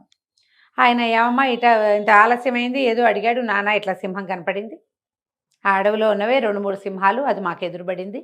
కొంతమంది వస్తూ ఏం చేస్తారు, డప్పులు అవి మోగిస్తారు, అడవుల్లో రాకుండా ఉంటాయి. ఒంటరిగా ముగ్గురే వెళ్తుంటే ఏం డప్పులు ఏమీ లేవు. దాంతో ఆయన కంగారు పడ్డాడు. వైద్యుడిని పిలిపించాడు. ఈ అబ్బాయికి కొంచెం వైద్యం చేయించారు. ఎవరినైనా ఏ ఊరినైనా అని అడిగారు. ఇప్పుడు చెప్పాలి, మీరు బాగా ఆలోచించి. మేము నేత వ్యాపారులం అండి, మా నాన్నగారికి మగ్గాలు ఉన్నాయి, మేము పట్టు వస్త్రాలు, తర్వాత ఏమో వెండి బంగారాలతోటి ఇవి వస్తువులు, చిన్న చిన్న వెండితోటి వస్తువులు చేయించి అమ్ముతాము అని చెప్పి. పక్కన చిత్రవ్రతుడు ఉన్నాడుగా, ఈ వ్రతుడిని అడిగారు. బాబు మీరేమిటంటే బాగా ఆలోచించి, మంత్రి గారు అబ్బాయి నేను చెప్పకూడదు, మా నాన్నగారు వీళ్ళ నాన్నగారి దగ్గర పనిచేస్తారండి, మేమిద్దరం ఫ్రెండ్స్ అండి అన్నాడు. ఎలాంటి వస్త్రాలు నేస్తారు, ఎలాంటి వస్తువులు చేయిస్తారంటే ఈ అబ్బాయి ఊహకు వచ్చినవేవో 4-5 మాటలు చెప్పాడు. ఆ రాత్రి కొంచెం చక్కగా వైద్యం చేయించారు, వేడివేడి పాలు కల్పించారు, ఏదో అన్నం పెట్టారు, రాత్రి పక్కలేయించారు, పడుకున్నారు. ఒక పూటైనా ఆగితే తెల్లారేసరికి జ్వరం వచ్చేస్తుంది దెబ్బలు తగిలితే. 2 రోజులు 3 రోజులు ఉన్నారు వాళ్ళ ఇంట్లోనే. ఈ శశికాంతుడికి ఈ రాగమంజరికి బాగా స్నేహం కలిసింది. కళ్ళు చూపులు మార్చుకుంటున్నారు ఇద్దరు. చిత్రవ్రతుడికి అర్థమైంది రాజకుమారుడి అమ్మాయి ప్రేమలో పడ్డాడని. కానీ ఊరుకున్నాడు, అతనేం చెప్పకుండా మనం ఎందుకు చెప్పాలి అని. సరే 3వ రోజున వెళ్ళొస్తామని చెప్పి మెల్లిగా బాయ్ చెప్పి వెళ్ళిపోయారు. కానీ వారానికి 2 సార్లు 3 సార్లు ఇక్కడికి ఈ ఊరు వచ్చి ఈ అమ్మాయిని కలుసుకుంటూ ఉండేవాడు. మొదట ఒక 10 రోజులు రాలా. ఎంతసేపు ఆలోచిస్తుంటే చిత్రవ్రతుడే ఎంకరేజ్ చేశాడు. అంత నచ్చితే వెళ్ళి చూసి రావచ్చు కదా అని. చూసి రావాలంటే మనదేం వ్యాపారం, నేత వ్యాపారం అని చెప్పేమా. ఇప్పుడు అందుకని చీరలు, ఆడపిల్లలు పెట్టుకునే కాళ్ళకి పెట్టుకునే మువ్వల పట్టీలు, అవి వెండితో చేసినవి ఆభరణాలు అవి పట్టుకుని వెళ్ళి ఇదిగో గిఫ్ట్ అని ఇచ్చేసి ఆ వంకన మొదలుపెట్టాడు. ఇక వారానికి 2 సార్లు 3 సార్లు వెళ్ళి ఏదో తోటలో కలుసుకునేవాడు. అప్పుడప్పుడు వాళ్ళ ఇంటికి వెళ్ళి వాళ్ళని కూడా మేము వ్యాపారం పని మీద వచ్చామని చెప్పొచ్చుగా, మంచినీళ్ళు తాగొచ్చు, మజ్జిగ తాగొచ్చు, ఓ పూట భోజనం చేయొచ్చు. వాళ్ళ అమ్మాయిని రక్షించాడు కాబట్టి వాళ్ళు పెద్దగా అపార్థం ఏమీ చేసుకోరు. ఇలా తిరుగుతూ వస్తున్నాడు. ఒక్కసారి కూడా తను రాజకుమారుణ్ణని చెప్పలే. ఈ ప్రేమ కథ నడుస్తుంది. ఈ మహేంద్ర భూపతి ఈమె కాంభోజ రాజ్యంలో రాజుగారు ఒక భార్యను చంపేశాడా, ముందు 3 పోయారు, అందరినీ పెళ్లి చేసుకున్నాడు, 3 బ్యాలెన్స్ ఫినిష్ చేశాడు. ఇప్పుడు ఒక అమ్మాయిని చంపేశారు, లావణ్య, ఆమెను సంహరించారు. ఆమె ప్లేస్లోకి ఇంకొక రాణి గారి కోసం వెతుకుతున్నారు. వీళ్ళు ఏమనుకున్నారంటే రాజు ఇంకో ప్రయత్నం చేస్తున్నాడు. పెళ్లి ప్రయత్నంలో ముమ్మరంగా ఉన్నాడు మొదట, తర్వాత ఎవరితోనో చేసుకుంటాడు ఓ పిల్లని. నెల రోజుల పాటు ఆవిడకి చుక్కలు చూపించి ఆ అమ్మాయితోటే ఉంటాడు, మన జోలికి రాడు. ఈ నెల రోజులు ఆయన వాళ్ళ ఇంటికే వెళ్తాడు. ఈ దండోరా మోగటము, ఆయన రావటము, దుందుబులు మోగటం, ఎవరింటికి వస్తాడో అని వెయిట్ చేయటం ఏమీ లేదు. ఫస్ట్ ఎవరిని చేసుకుంటే ఇక వాళ్ళ ఇంటికి, ఈ కొత్తగా ఎవరిని చేసుకుంటే వస్తే వాళ్ళు వాళ్ళ ఇంటికి వెళ్తాడు. అది అట్లా చేశాడు. ఇప్పటికి 2-3 సార్లు జరిగింది. వీళ్ళందరికీ తెలిసిపోయి మనం ఒక ప్యాటర్న్ ఫాలో అవుతున్నాం అనుకో, చుట్టుపక్కల వాళ్ళకి తెలిసిపోతుంది కదా వీళ్ళు. కాబట్టి మన జోలికి రాడు, మన ప్రయత్నం మనం చేసుకుందాం అనుకున్నారు. వీళ్ళు ఎవ్వరూ ఆ ప్రయత్నాలు మానలా. ఎవరో ఒక స్నేహితుల్ని లోపలికి రప్పిస్తూనే ఉన్నారు. రకరకాలుగా జాగ్రత్త పడుతున్నారు అంతే. ఎక్కడ లూప్ హోల్ దొరుకుతుందా అని చూస్తున్నారు. అయితే వీళ్ళలో ఏంటంటే చెలికత్తెలకి విపరీతంగా డబ్బులు ఇస్తారు. వాళ్ళేగా మేనేజ్ చేయాల్సింది, వాళ్ళు మేనేజ్ చేయాలి. అయితే ఏమైందట, రాజుగారు పెళ్లి సంబంధాల కోసం ఊరి మీద పడ్డారు. గూఢచారులంతా ఊరి మీద పడితే ఊళ్ళో జనం కూడా ఎప్పుడైతే ఈయన ఇంక మళ్ళీ పెళ్లి కూతురుని చూస్తున్నాడు, వాళ్ళకి తెలిసిపోయింది లావణ్యాన్ని సమ్మరిచ్చాడంటే 30వ అంక పూరించడానికి రోడ్డును పడతాడు రాజు అని, ఊళ్ళో పడతాడు అని. ప్రతి వాళ్ళు మాకు పిల్ల ఉందని చెప్పద్దని చుట్టుపక్కల ఇళ్ళని కూడా మేనేజ్ చేసేసుకున్నారు. చుట్టుపక్కల వాళ్ళని కూడా చెప్పనివ్వలేదు. ఇక అందమైన ఆడపిల్లలు ఎవరింట్లో ఉన్నారు అని అన్ని ఊళ్ళు, పైగా ప్రతి ఊళ్ళోనూ పత్తేదారులు ఉన్నారు. ఒక వ్యాపారస్తుడి కూతుర్ని చూశారు, కుందనవల్లి అమ్మాయి పేరు. నిజంగానే అది కుందన బొమ్మ ఆ పాప. అయితే రాజు తండ్రి ఏమో ఒప్పుకోలేదు, బంధువులేమో తిరగబడ్డారు. ఇవ్వం మేమేమో అసలు రాజు మాకు వర్ణసంకరం అవుతుంది, మేమేమో వ్యాపారస్తులం, నువ్వేమో రాజువి, నీకు ఇవ్వడానికి మాకు కుదరదన్నారు. వర్ణసంకరం ఎక్కడవుతుంది, రాజుకు అసలు సంతానమే కలగదు, అదేగా పాయింట్ ఇక్కడ. అయితే ఈయన సైనికులను తీసుకుని వాళ్ళ మీద పడ్డాడు. యథాశక్తి యుద్ధం చేశారు. పెళ్లి కుమార్తె తండ్రిని కూడా సంహరించి పిల్లని తెచ్చుకున్నారు. కుందనవల్లిని తెచ్చారు, బ్రహ్మాండంగా పెళ్లి చేసుకున్నారు. కుందనవల్లి తండ్రి చనిపోయాడని బాధగానే ఉంది, కాకపోతే కొంచెం ఆకాశంలోనే ఉంది. రాజుగారు ప్రతిరోజు పాదాక్రాంతుడిగా ప్రవర్తిస్తూ ఉండటంతో నెల గడిచింది. మళ్ళీ మొదటికి వచ్చింది కథ. రాజుగారు నడుస్తాడు, దుందుబులు మోగుతాయి, ఆయనకి ఎవరిష్టం ఉంటే వాళ్ళ ఇంట్లోకి వెళ్తాడు, మిగిలిన వాళ్ళందరూ వెయిట్ చేస్తూ ఉంటారు, అంతే కథ. ఈ నెల తర్వాత ఈ కుందనవల్లికి ఏమనిపించింది, ఇంక ఈయన తర్వాత నెలకొక్క రోజు వస్తుంది నాకు సమయం ఇతనితోటి, వస్తే వస్తుంది, రాకపోతే రాకపోదు. నేనెందుకు వీడి కోసం, వీడు మా నాన్నని చంపేస్తే ఇతని పట్ల, భర్త పట్ల నేను లాయల్గా ఎందుకు ఉండాలి? ఇదేం మనకు ఆ కులం కాదు, మన జాతి కాదు, మన గోత్రం కాదు, నేను లాయల్గా ఉండను, నా దారిని నేను ఎవరో ఒకళ్ళని వెతుకుతాను. తెలివిగలదా అమ్మాయి, చిన్నపిల్లే 17-18 ఏళ్ళు ఉంటాయి.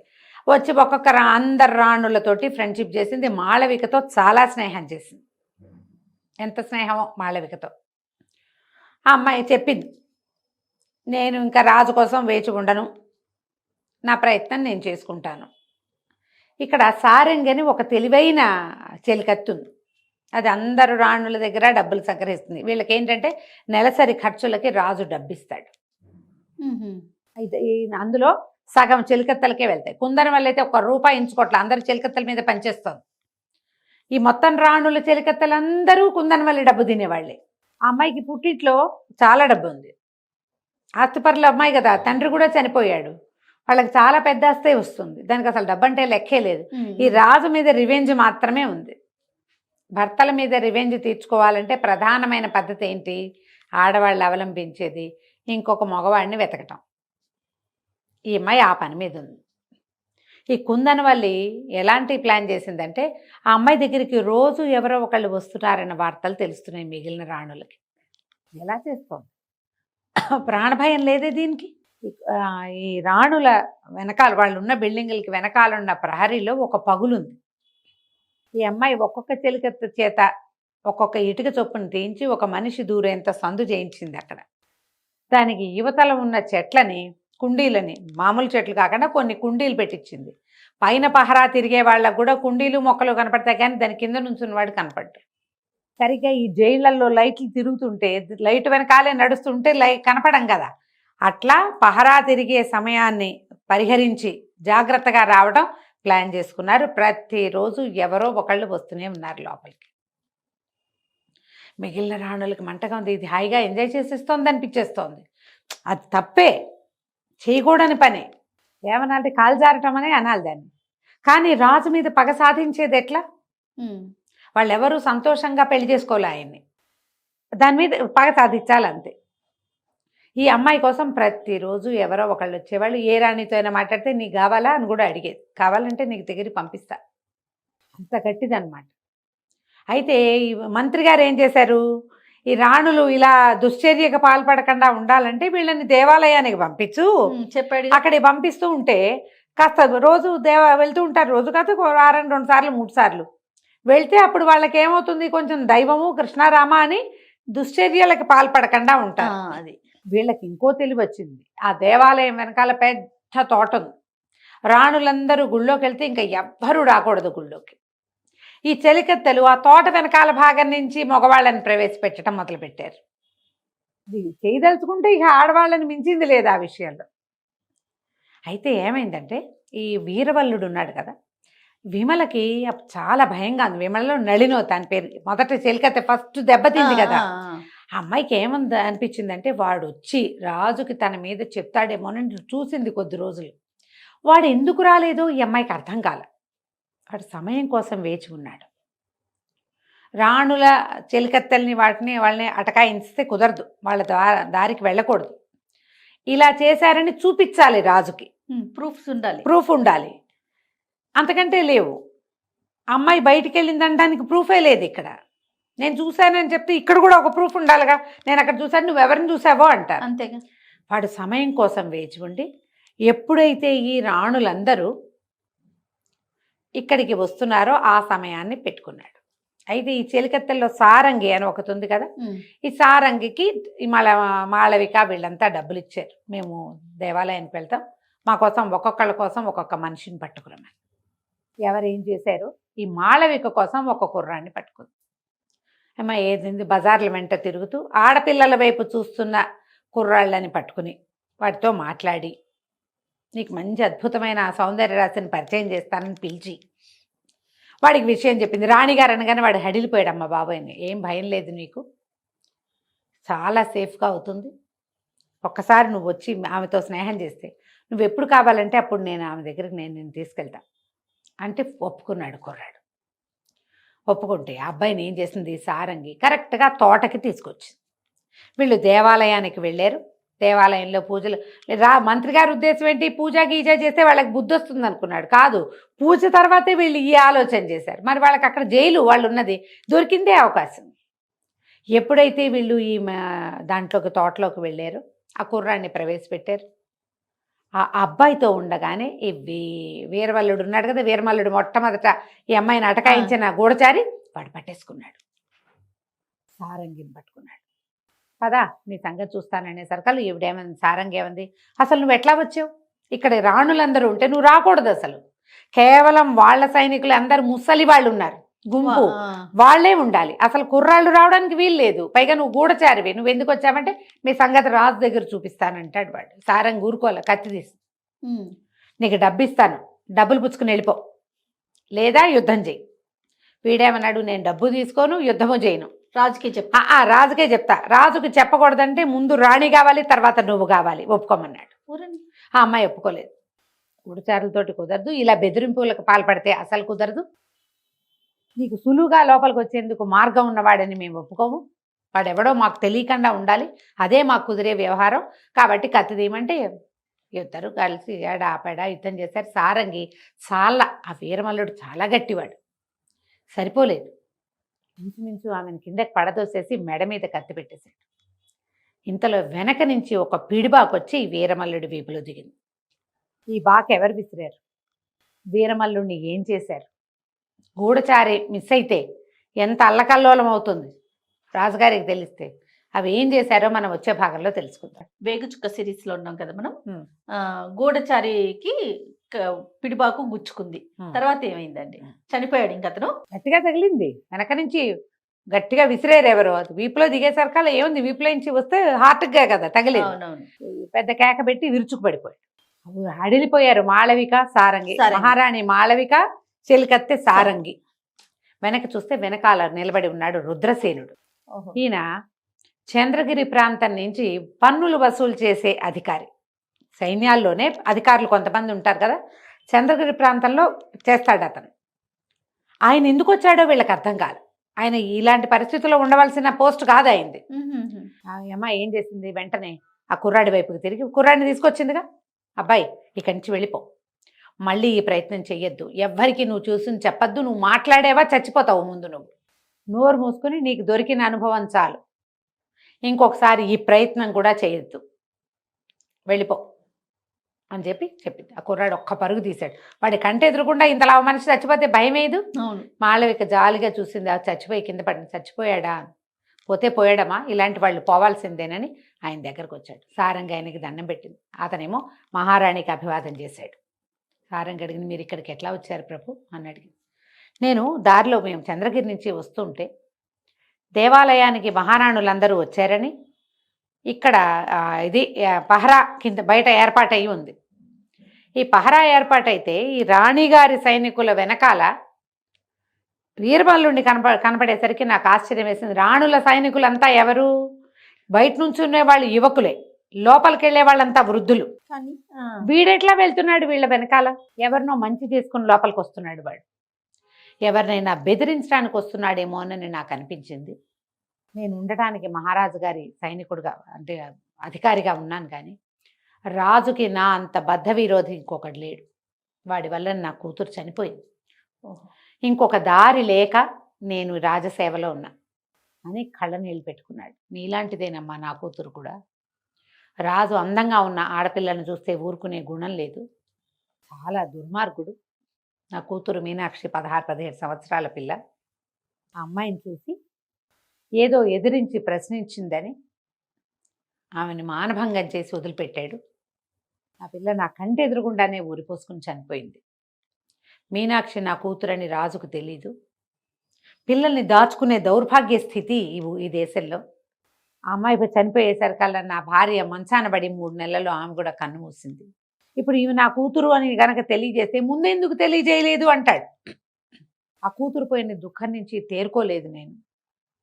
ఎప్పుడో ఒకప్పుడు వీడి అంతం చూడాలి, దానికి ఏ అవకాశం వస్తుందా, ఎవరు ప్రయత్నం చేస్తారా, వాళ్ళ వెనకాల చేరైనా వీడి చావుకి కారణం నేను కూడా అవ్వాలని కోరికతో ఉన్నాను. ఇప్పుడు వీడు మహారాణుల దగ్గరికి వస్తున్నాడంటే ఖచ్చితంగా ఏదో గూఢచర్యం కోసమే వస్తున్నాడు అనిపించింది. తప్పో ఒప్పో మీరేం చేసినా సరే మిమ్మల్ని ఈ స్థితికి తెచ్చింది రాజే. ఒక భార్య, ఒక మహారాణి తప్పు చేస్తోంది, చేయకూడని పని చేస్తోందంటే దానికి కారణం 100% ఆమె భర్తే అయి ఉంటాడు. అతని దుష్ప్రవర్తన వల్లే మీరు ఇలాంటి దుష్ప్రవర్తన వచ్చింది మీకు. అందుకని ఇతను ఎవరి దగ్గరికి వస్తున్నాడో అని చూస్తే మీ వైపుకి కనపడ్డాడు, మిమ్మల్ని బెదిరిస్తున్నాడని తెలిసే నేను వెనక నుంచి చంపేశాను. అమ్మ మీరు నిశ్శబ్దంగా వెళ్ళిపోండి, వీడి శవాన్ని మాయం చేస్తాను నేను. పరీక్ష వచ్చినప్పుడు చూద్దాం వీడు ఏమయ్యాడు అనేది ప్రశ్న వస్తుందే, ప్రశ్న వచ్చాక అప్పుడు ఆలోచిద్దాం. మీకు ఏ సహాయం కావాల్సి వచ్చినా నాకు చెప్పండి, నాకు కబురు చేయండి సారంగి ద్వారా. వీడు చెప్పాడు, మిమ్మల్ని నన్ను చెంపకాయ కొట్టింది వీడు వీరమల్లుడు. చనిపోయేటప్పుడు వీరమల్లుడు చెప్పాడు, పగ తీర్చుకోవడానికి వచ్చాను, మహారాణుల చెలికత్తెల్లో ఒకటి నన్ను దాటి వెళ్ళింది, ఎవరో ఒక యువకుడు ఆమెను రక్షించాడు, ఆ రోజున నన్ను కొట్టించింది. అందుకని ఎలాగైనా ఈ రాణులని పట్టించి రాజుగారికి అప్పచెప్పాలని నా ఉద్దేశం. మాళవిక చెలికత్తే కదా ఆ రోజు వచ్చిన అమ్మాయి, అందుకని నేను ఇక్కడ పట్టుకున్నాను అనేసరికి అది చెప్పాడుగా. కాబట్టి వీడు ఆ రోజు చూసుంటాడు ఖచ్చితంగా, అదేగా చెప్తున్నాడు. కాబట్టి అమ్మ జాగ్రత్తగా ఉండండి, మీకు ఏదైనా సహాయం కావాలంటే నాకు కబురు చేయండి, కాకితో కబురు పంపినా నేను మీకు సహాయం చేస్తాను.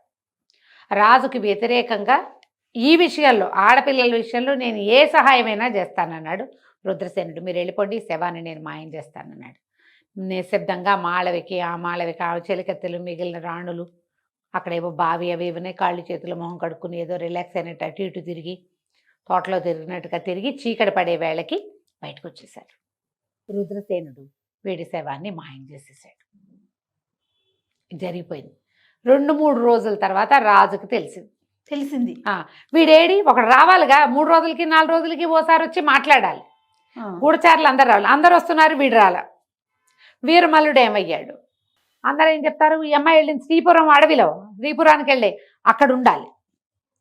అక్కడ ఏం జరిగింది, అక్కడికి ఎవరు వచ్చారు అంటే ఎవరో వచ్చారు, కానీ అక్కడికి గుర్రాలతోటి 2 యువకులు వచ్చారన్న ఒక వార్త ఉంది. ఎవరు ఏంటని తెలియదు. తెలీదు. ఆ తర్వాత వీరమల్లుడు ఏమయ్యాడు అనేది ఎవరికీ తెలీదు. ఒకసారి అరసారి చూసామన్నారు. మధ్యలో ఏవో వార్తలు వచ్చినాయి వాడి దగ్గర నుంచి.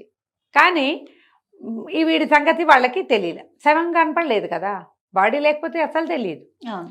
రాజు కొంచెం చింతాక్రాంతుడుగానే ఉన్నాడు. రెగ్యులర్గా వార్తలు తెచ్చే గూఢచారుల్లో ఒకడు రాకపోవటం ఏమిటి అని ఆలోచిస్తున్నారు.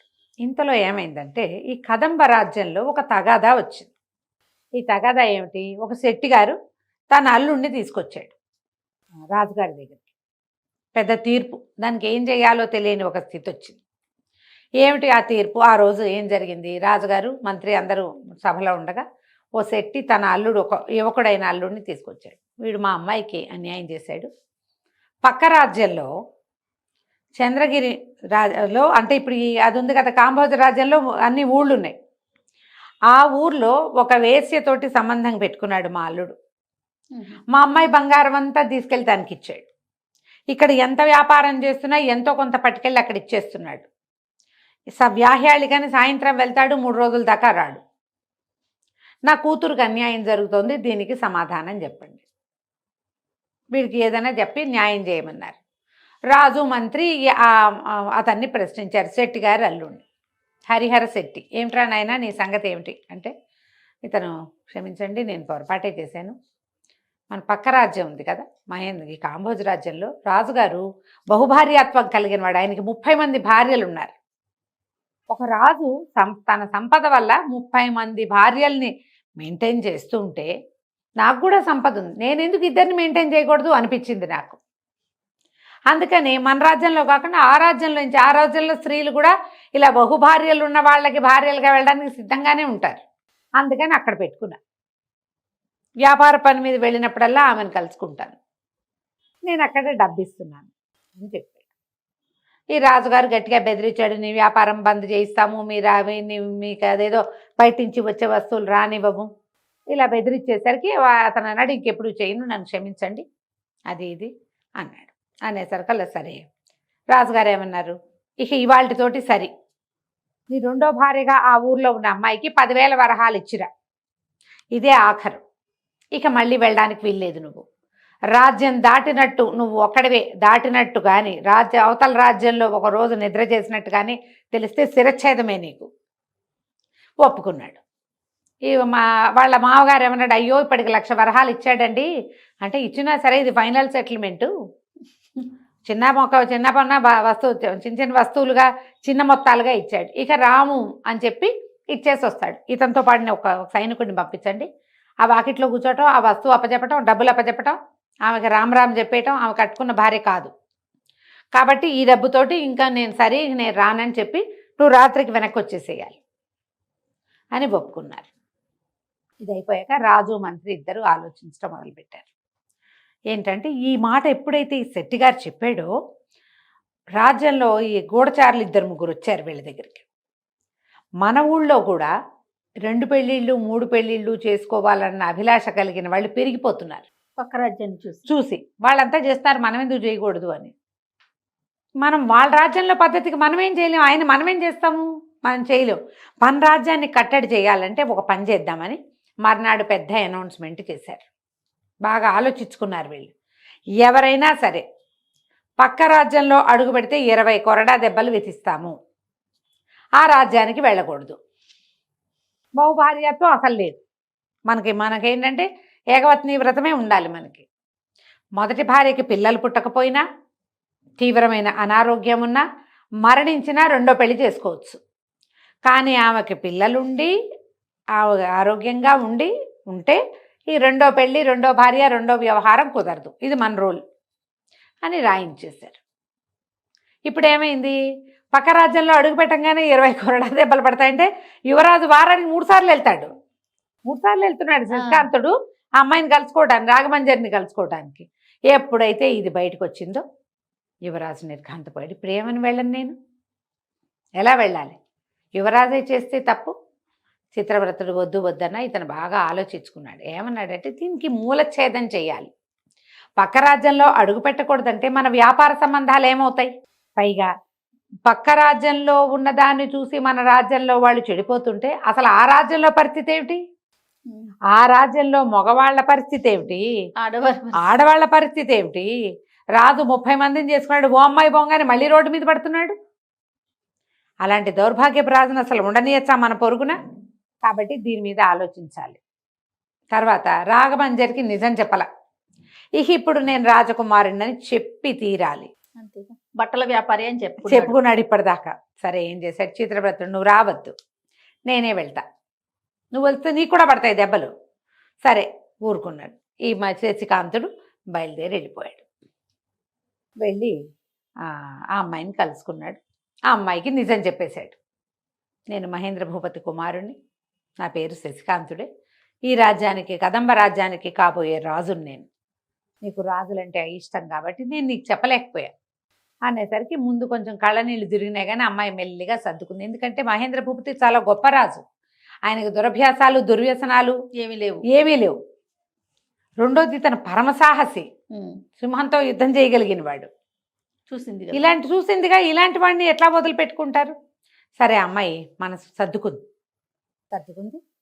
నువ్వు యువరాజువైనా ఇంకోటైనా నువ్వు నా మనసు దోచుకున్నావు కాబట్టి నీతో వివాహానికి నేను సిద్ధం అని చెప్పి ఆమెకి చెప్పాక రాజకుమారుడు ఊళ్ళోకి వచ్చేసాడు. రావటం ఏంటి, వెళ్ళి సభలో నుంచున్నాడు.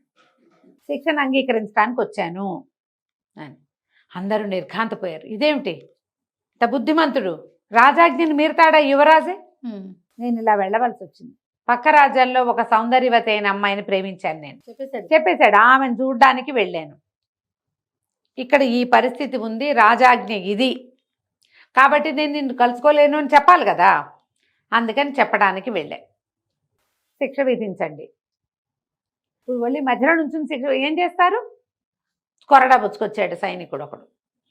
క్షమించండి యువరాజా, రాజాజ్ఞని నేను అమలు చేస్తున్నాను అంతేనని 20 దెబ్బలు కొట్టారు. కొట్టాక అప్పుడు యువరాజు మాట్లాడడం మొదలెట్టాడు. పక్క రాజ్యంలో అడుగు కూడా పెట్టకూడదంటే వాళ్ళకి మనకి మధ్యలో ఉన్నవన్నీ అడవులు. ఆ అడవి నుంచే మనకు పుల్లలు వస్తాయి, అక్కడి నుంచే చందనం వస్తుంది, అక్కడి నుంచే పట్టుతోనే వస్తుంది, అక్కడి నుంచే విప్పపు వస్తుంది. చాలా రకాల ఫలవృక్షాలు ఆ అడవుల్లోనే ఉన్నాయి. ఆఖరికి మనం వాడుకునే చింతపండు కూడా మన మధ్యలో ఉన్న అడవిలో నుంచే రావాలి. అడుగు పెట్టకూడదు అన్న మాట చేస్తే వ్యాపారం ఎట్లా నడుస్తుంది? తర్వాత మన రాజ్యంలో చాలా మంది ఆడపిల్లల్ని ఆ రాజ్యానికి ఇచ్చాం, ఆ రాజ్యపు ఆడపిల్లల్ని మనం చేసుకున్నాం. పైగా వాళ్ళకు పండేవి కొన్ని మనకు పండవు, మనకు పండేవి కొన్ని వాళ్ళకి పండవు. బార్టర్ సిస్టమ్ నడిచింది ఇప్పటిదాకా. ఇప్పుడు రావద్దంటే ఎలా కుదురుతుంది? దీనికి ఇంకొక మార్గం ఆలోచించాలి. వెళ్ళొద్దు ఆ ఊళ్ళోకి అంటే కుదరదు. ఈ రాజు అడిగాడంటే నువ్వు రాజాజ్ఞని ధిక్కరిస్తున్నావు అంటే కాదు ప్రభు, ఆలోచించమంటున్నాను. ఆ ఊరికి వెళ్ళడం కట్టడి చేయటం కాదు, అసలు మూలఛేదం చేయాలి దీనికి అన్నాడు. ప్రజలంతా సాహో సాహో అన్నారు. నిజం, యువరాజు అక్షరాల అదే మాట్లాడుతున్నాడు. ఇప్పుడు ఆ ఊరు వెళ్ళదంటే మా అమ్మాయి ఎక్కడుంది, మేమేం చేయాలనుకుంటున్నారు? ఒక్కొక్కడు అమ్మాయి ఉంది, అల్లుడున్నాడు, తోడల్లున్నాడు, అత్తగారు ఉన్నారు, స్నేహితులు ఉన్నారు, వ్యాపార సంబంధాలు ఉన్నాయి, కొంతమందికి ఆ ఊళ్ళో పొలాలు ఉన్నాయి. ఏం చేయాలో తెలియని గజిబిజి గందరగోళ స్థితిలో ఉన్నారు. మొదటి రోజే యువరాజు వెళ్ళి దెబ్బలు తింటున్నాడు. ఇప్పుడు రేపొద్దున ఆయనే దెబ్బలు తింటే మనకేం తప్పుతుందా మనకి? కానీ యువరాజు ఏదో చెప్తున్నాడు, ఇది నిజం అని గట్టిగా అందరూ బాగుంది ఆలోచిద్దాం అన్నారు. ఎప్పుడైతే రాజు సరే అన్నాడో యువరాజు ఢామని పడిపోయాడు. 20 దెబ్బలు తిన్నాడు. ఇతను గబగబా చిత్రవ్రతుడు పరిగెత్తుకొచ్చి పడిపోతున్నారు ఆ యువరాజును పట్టుకున్నాడు. ఓ 2 సైనికులు సాయం బట్టి లోపల గదుల్లోకి తీసుకుపోయారు. ఏం చేశారో ప్లాన్ మనం వచ్చే భాగంలో చూద్దాం. రమ్మగారు, మనం వేగుచుక్క సిరీస్లో ఉన్నామండి. యువరాజుని చితకొట్టారు, అంటే 20 కొరడా దెబ్బలు తిన్నాడు. ఎప్పుడైతే ఇతన్ని దీనికి తీసుకొచ్చేసారు, అంతఃపురానికి మోసుకొచ్చారు. మరి 20 దెబ్బలు తింటే బాగా తగిలింది ఒళ్ళంతా. ఊడిపోయిన చెండాలన్నిటికీ నెయ్యి రాసి, నూనె రాసి, మందు రాసి, నానా గందరగోళం పసర్లు అవి పెట్టి వైద్యం చేస్తున్నారు. ఇంతలో అతనికి తనకి చిరపరిచితమైన కంఠస్వరం వినపడింది. ఆశ్చర్యపోయాడు. రాఘమంజరి ఎలా వచ్చిందా అని. కల్లో ఉన్నాను అనుకున్నాడు. కాదు, రాఘమంజరి నిజంగానే వచ్చింది.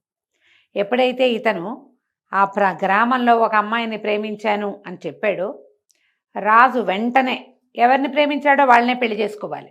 ఇప్పుడు అదేగా మన రూలు. ఒక అమ్మాయిని ప్రేమించి ఇంకో అమ్మాయిని పెళ్లి చేసుకోవడం రాచరికం ప్రకారం అట్లా చేయడానికి వీల్లేదు.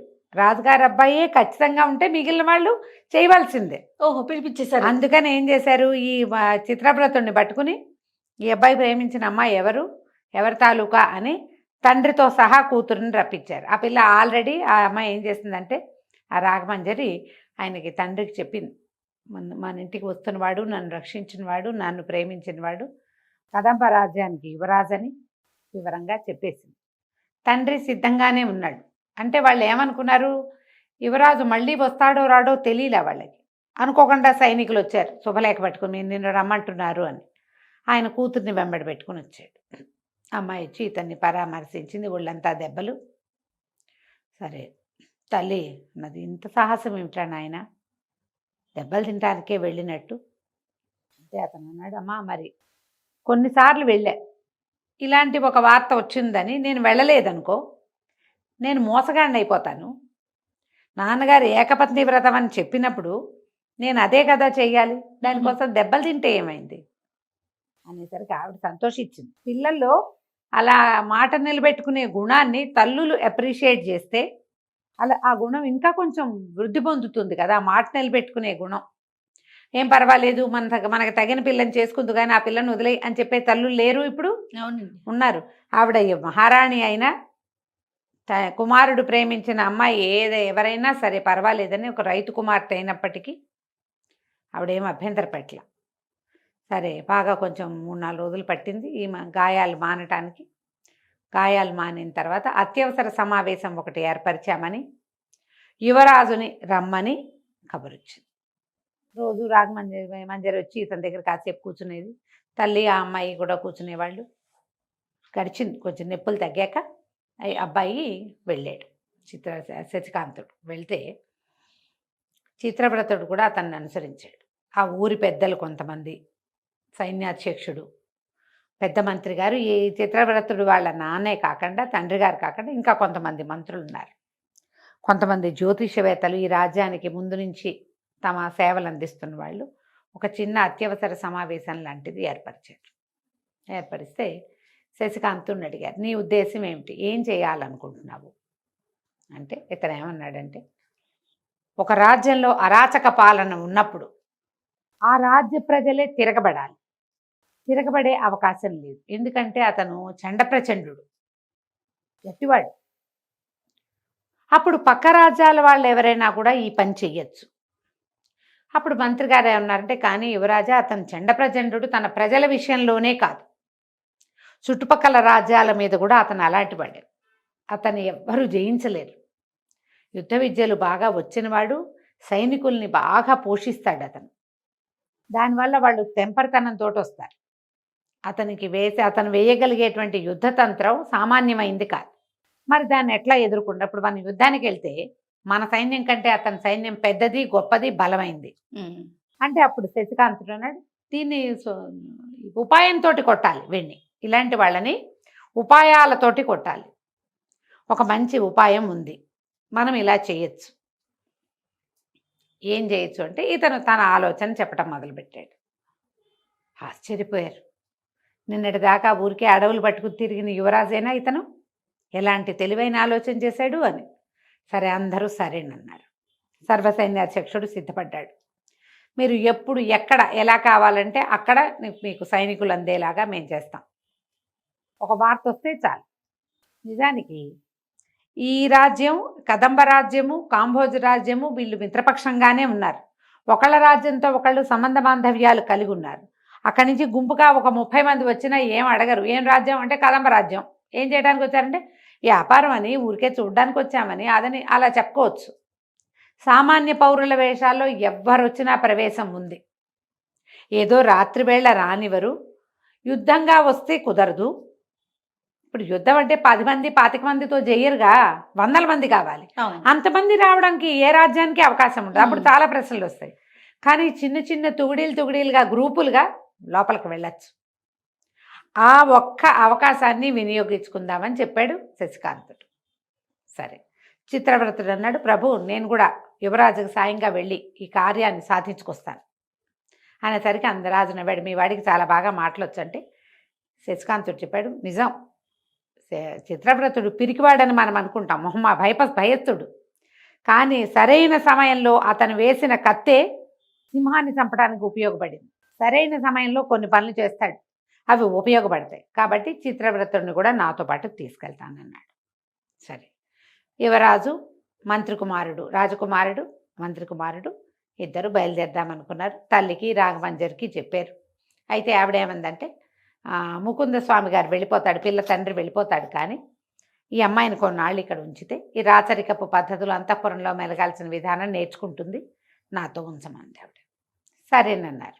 ఆయన వెళ్ళిపోయి ఆ అమ్మాయిని రాఘమంజరిని మాత్రం ఇక్కడ మహారాణితో పాటు ఉంచారు. రాకుమారుడు మంత్రి కుమారుడు ఇద్దరు బయలుదేరి వెళ్తే ఈ రెండు రాజ్యాలకి మధ్యలో శ్రీపురం దగ్గర గూఢచారులు ఉంటారు. ఇంతకుముందు కూడా చూశారు అక్కడే వీళ్ళు. అవును. అక్కడ ఉన్న ఒక గూఢచారి వీళ్ళని ఆపాడు. ఎవరు ఏమిటి, కత్తులు కటాలతో వీళ్ళిద్దరే, కానీ రాజపురుష వేషాలతో ఉన్నారు. ఆ కత్తి ఎగర కొట్టేశాడు శశికాంతుడు. ఇంతలో ఇంకోటి వచ్చాడు. ఇద్దరు అక్కడ ఉండేది గూఢచారులు. ఆ మొట్టమొదటి ఎప్పుడైతే వీరమల్లుడు దెబ్బలు తిన్నాడో ఆ వాళ్ళ రెండో వాడు లేకపోవటం వల్ల ఇది కుదిరింది. సరే, ఆ రెండో వాడిని కూడా రాకుమారుడు రైన్లో పెట్టేశాడు శశికాంతుడు. ఇంతలో ఏం చేశారు, దూరం నుంచి 10 మంది సైనికులు వచ్చారు. వీళ్ళిద్దరిని కట్టేసి తీసుకెళ్ళిపోయారు. వీళ్ళ అబ్బాయిలు ఇద్దరు ఏం చేశారు, చక్కగా బట్టలు మార్చుకుని తమ దగ్గర జోలెల్లో ఉన్న బట్టలు వేసుకున్నారు. ఇద్దరు వృద్ధులు 2 గుర్రాలు నడిపించుకుంటూ వెళ్తున్న వేషం వేసుకున్నారు. చక్కగా ముస్తాబయ్యారు పెద్దవాళ్ళుగా. రాజ్యంలోకి ప్రవేశించారు. రోడ్డు మీదే ఒకడు అడిగాడు, ఎక్కడికి వెళ్తున్నారు ఏమిటి అని అడిగేసరికి ఏం చెప్పాడు, బాబు పెద్దవాళ్ళం గుర్రాలు అమ్మటానికి వెళ్తున్నాము అనేసరికల్లా చీకటి పడింది, ఇప్పుడు వెళ్ళడానికి కుదరదన్నారు. అయ్యో, చీకటి పడితే ఈ అడవిలో ఏముంటాం, రాజ్యం పొలిమేరలు దాటి లోపలికి వెళ్ళాలి కదా, సరే మాకేదైనా ఇచ్చి వెళ్ళండి అన్నారు. ఏమిటి, ఇస్తే రానిస్తారా? ఇస్తే రానిస్తే ఇంకేముంది, సెక్యూరిటీ పోయినట్టేగా, ఏదైనా కాల్చి చేతిలో పెడదామనిపించింది వీళ్ళకి. ఏం చేశారు, జేబులో నుంచి డబ్బులు తీసి ఇచ్చారు. పైన ఇంకో 4 ఉంటారన్నాడు వీడు. మీ అందరికీ ఇస్తూ పోతే మా వ్యాపారం ఏముందండి, ఇటు అడిగిన వాళ్ళకి ఇస్తూ పోతే కష్టము, మేము అంత ఇవ్వలేమంటే సరే తలా 1 రూపాయి ఇవ్వండి మేము చెప్తాం అని చెప్తే అక్కడ కూడా తలా 1 రూపాయి ఇచ్చి లోపలికి ప్రవేశించారు. రాత్రిపూట ప్రవేశం కష్టం. ఓకే. వీళ్ళు ఎప్పుడైతే ప్లాన్ చేసుకుని బయలుదేరారో వీళ్ళకంటే ముందే చిన్న చిన్న గుంపులుగా కొంతమంది సైనికులు వెళ్ళిపోయారు లోపలికి, సామాన్య పౌరుల వేషాలతో. వీళ్ళు లోపలికి వెళ్ళి ఒక పూటకోళ్ళ ఒక సత్రాన్ని, ఒక ఏమంటారు, వచ్చి వెళ్ళి ఉండడానికి వీలుగా, ఇప్పుడు చౌల్ట్రీస్ ఉంటాయి కదా, రాజుగారిని నిర్మించింది, అక్కడికి వెళ్ళారు. ఇద్దరు పెద్దన్న, అప్పన్న శివన్న ఇలాంటి 2 పాత పేర్లు చెప్పారు. ఇద్దరు పెద్దవాళ్ళు వీళ్ళలా కనిపిస్తున్నారు కదా, నడి వయసు వాళ్ళలాగా కనపడుతున్నారు. చెప్పేసరికల్లా ఆయన ఏమన్నాడు, బాబు సత్రం లోపల ఉండాలంటే మీరు డబ్బులు చెల్లించాలండి, మీ వల్ల కాదనుకుంటే బయట వరండాలో పడుకోవచ్చు, భోజనం వెనకాల పూటకోళ్ళ ఇల్లు ఉంది, మీరు అక్కడికి వెళ్ళి తినచ్చు, మీరు డబ్బులు ఇస్తే డబ్బిచ్చిన భోజనం, డబ్బులు ఇవ్వకపోతే ఏదో పెట్టగలిగిన ఒక ముద్ద అన్నం, మీరు కావాలంటే వెళ్ళండి. సరే, వీళ్ళు ఏం చేశారు, 2 గుర్రాలు తెచ్చారుగా, చేరుకోటి గుర్రాలని కట్టేశారు. గదికి కొంత సొమ్ము చెల్లించారు, లోపల పడుకుంటామని చెప్పి వెనక్కి వెళ్ళి ఆ పూటకోళ్ళ ఇంట్లో భోజనం చేశారు. మంచి భోజనం వేసేసి డబ్బులు ఉన్నాయి పట్టుకొచ్చుకున్నారు, ఇటు వచ్చి పడుకున్నారు, శుభ్రంగా నిద్రపోయారు. నిద్రపోయి ఇప్పుడు ఏం చేయాలి, మెల్లిగా అటు ఇటు చూడడం మొదలుపెట్టారు ఊళ్ళో. దీనికి ఒక సిస్టమ్ ప్రకారం నడుస్తుంది ఆ కాంబోజ రాజ్యంలో. ప్రతి రోజు విడిచి రోజు ఒక్కొక్క గ్రామం వైపు ఒక దండు వెళ్తుంది సైనికులు. ఇవి వెళ్ళి పన్నులు వసూలు చేసుకొస్తారు. ఈ సిటీలో పన్నులు వసూలు చేసే సిస్టమ్ వేరు, వీళ్ళే వెళ్ళి డబ్బులు కట్టి రావాలి. వీళ్ళ కోసం ఎవరు రారు, డబ్బులు కట్టారా లేదా మాత్రం కనుక్కోవడానికి మాత్రమే వస్తారు, కానీ వీళ్ళ ఎవరి డబ్బులు వాళ్ళే పట్టుకుపోతారు. ఊళ్ళకి మాత్రం దండుగా వెళ్తారు. వెళ్ళి ఊళ్ళో ఒక చోట దండు విడిసి మేము పన్నులు వసూలు చేయడానికి వచ్చాము మహోయ్ అని చెప్తే అప్పుడు పన్నుల తాలూకు సొమ్ము ఒక చోట తీసుకొచ్చి పెడతారు. ప్లాన్ ప్రకారం అవుతుంది. ఇప్పుడు ఏ దండు ఎటు వెళ్తుంది అనేది మెల్లిగా ఒక్కొక్క ప్రశ్న వేసి తెలుసుకున్నారు. ఆ దండు వెళ్ళిన వైపు బయలుదేరారు వీళ్ళిద్దరు. చిన్న ఉత్తరం మొదలుపెట్టారు సత్రంలో, గుర్తుగా ఒక చోట ఎక్కడికి వెళ్తున్నాము అని, అంతే. ఇద్దరు వెళ్ళారు. సాయంకాలం దాకా అడవి మాట వేసి కూర్చున్నారు. సాయంత్రం అయ్యేసరికల్లా సొమ్ములు మోసుకుంటూ ఆ దండు జనాలు సైన్యం లోపలికి వస్తుంది. అడవి దాటి ఊళ్ళోకి ప్రవేశించాలి. ఇంకా చివరికి వస్తుందగానగానే ఆపేశారు వీళ్ళిద్దరు. యథాశక్తి యుద్ధం చేశాడు. 15 మందిని మట్టి కరిపించేశారు. ఉమ్. వాళ్ళందరూ నేల మీద పడిపోయి ఒక 6-7 తీవ్రమైన దెబ్బలు తగిలి 5-6 ఈ కదలలేని స్థితికి వచ్చాక చుట్టుపక్కల నుంచి 10 మంది వచ్చారు. రావటం ఏమిటి, చకచక ఈ ఎవరెవరైనా కింద కింద పడిపోయారో వాళ్ళందరినీ తలా ఒక గుర్రం ఎక్కించి వాళ్ళ మీద వాళ్ళు ఆ గుర్రం మీదే రెండో వాడు కూడా ఎక్కేసి కామ్గా అడవి దాటించి తీసుకుపోయారు. సొమ్మంతా అక్కడే ఉంది. ఒక్క సైనికుడు నుంచున్నాడు. 15 మందిలో 14 మందిని తీసుకుపోయారు. ఒక్కడే నుంచున్నాడు. అవన్నీ మూట కట్టి భుజాన్ని వేసుకుని వెళ్ళిపో అన్నారు. వాడు తెల్లబెడితే డబ్బులు మీరు తీసుకోరా అన్నాడు. తీసుకో, డబ్బులు నువ్వు పట్టుకెళ్ళు. ఏం చేయాలో తెలియదా. 15 మంది 15 గుర్రాల మీద వేసుకొచ్చిన డబ్బు అక్కడ ఉంటే దెబ్బలు తగిలిన వాళ్ళందరినీ మోసుకుపోయారు. ఎక్కడికి పోయారో తెలీదు. డబ్బేమో వాళ్ళకి అక్కర్లా. ఆ వెళ్ళిన వాళ్ళలో ఒక్కడు కూడా డబ్బు వైపు చూడలేదు. వాళ్ళంతా మోసుకెళ్లే వ్యవహారంలోనే ఉన్నారు. ఇన్ని సంచులు ఉన్నాయి కదా, 15 గుర్రాల సంచుల్ని ఓ 2 గుర్రాల మీద వేశారు. నువ్వు ఓ గుర్రం ఎక్కువ, రెండో గుర్రాన్ని లాక్కెళ్ళు, అప్పచెప్పి ఖజానాలో వేసేసుకొని ఈ డబ్బులు. నువ్వు అట్లా ఏం చేయాలో అర్థం కావట్లేదు. అసలు ఏం జరుగుతుందో అది తెలియటల్లా.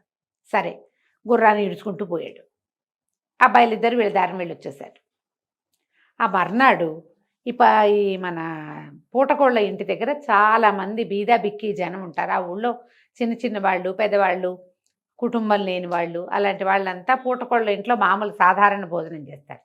ఈ రాజకుమారుడు మంత్రి కుమారుడు ఇద్దరు పోయి పూటకోళ్ళ అవ్వకి బాగా డబ్బులు ఇచ్చి వీళ్ళందరికీ శుభ్రమైన భోజనం పెట్టు, ఇవాళ మేము 2 గుర్రాలు అమ్మాం, వీళ్ళు తెచ్చిన గుర్రాలు వెళ్ళిపోయినాయి, గుర్రాలు అమ్మేశాం, మరి బాగా డబ్బులు వచ్చాయి కాబట్టి వీళ్ళందరికీ భోజనం పెట్టిస్తున్నామని అనౌన్స్ చేశారు.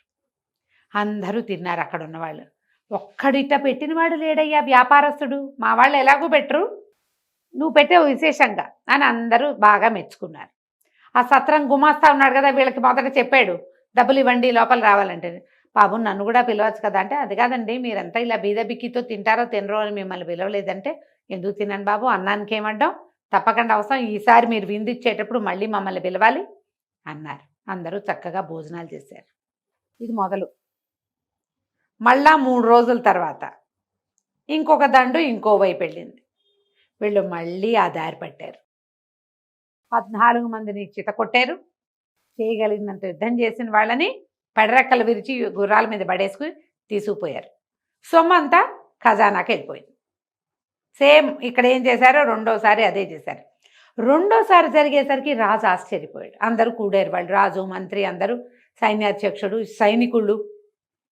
అది చెప్పాడు, వాడు మామూలు వాడు కాదండి, ఆ కుర్రాడు కత్తి తిప్పితే కత్తే కనపడలేదు, 15 మందిని చెండాడేశాడు, అరగంట అయ్యేసరికి మొత్తం అందరం కింద పడిపోయాము, నన్ను ఒక్కనే ఆటే దెబ్బలు కొట్టకుండా ఉంచాడు, ఇవి తీసుకుపోమన్నాడు. మనుషుల్ని ఎందుకు తీసుకెళ్తున్నారు, దొంగతనం అయితే డబ్బు తీసుకెళ్ళాలి. 2 సార్లు 2 14 28 మంది వెళ్ళిపోయారు సైనికులు. వీళ్ళల్లో వీళ్ళందరూ కూడా గట్టివాళ్లే. దీని మీద ఆలోచించడం మొదలుపెట్టారు. ఏ స్ట్రాటజీ తోటి ఇది జరుగుతోందో మనుషులు ఎందుకు తీసుకెళ్తున్నారు ప్రశ్న. ఈ ప్రశ్నకి సమాధానం ఎలా వీళ్ళకి లభిస్తుంది, ముందుగా శశికాంతుడు ఏం చేయబోతున్నాడో మనం తర్వాయి భాగంలో తెలుసుకుందాం. వేగుచుక్క సిరీస్ లో ఉన్నాం మనము. సో శశికాంతుడు ఒక్కొక్క సైనికుడిని కుట్ట, సైనికులు ఏమవుతున్నారో వీళ్ళకి అర్థం కావట్లేదు.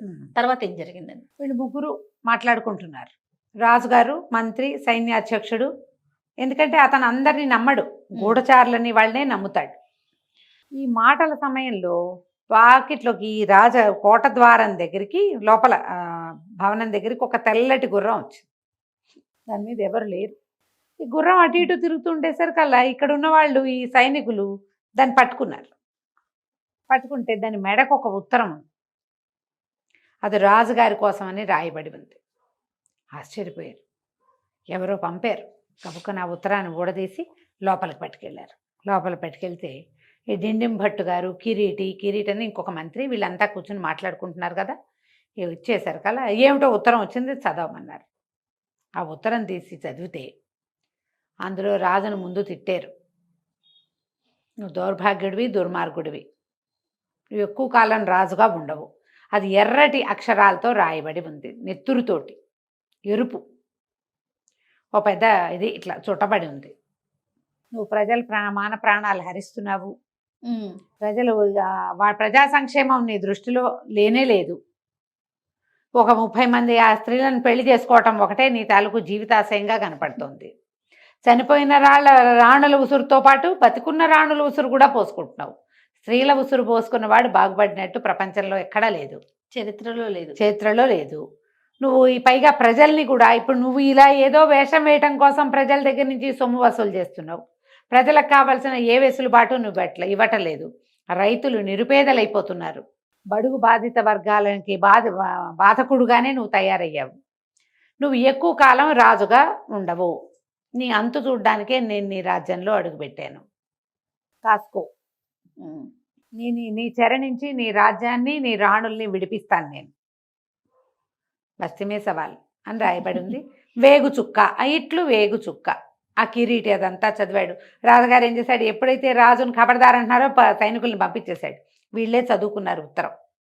ఆ ఉత్తరాన్ని డిండింబట్టు చేతిలో పెట్టారు. ఇదేమిటండి, వీడెవడండి మన నెత్తి మీదకి? వేగు చుక్క అంటే ఏమిటంటే, వేగు చుక్క అంటే శుభం, అదృష్టాన్ని తెస్తుంది వేగు చుక్క.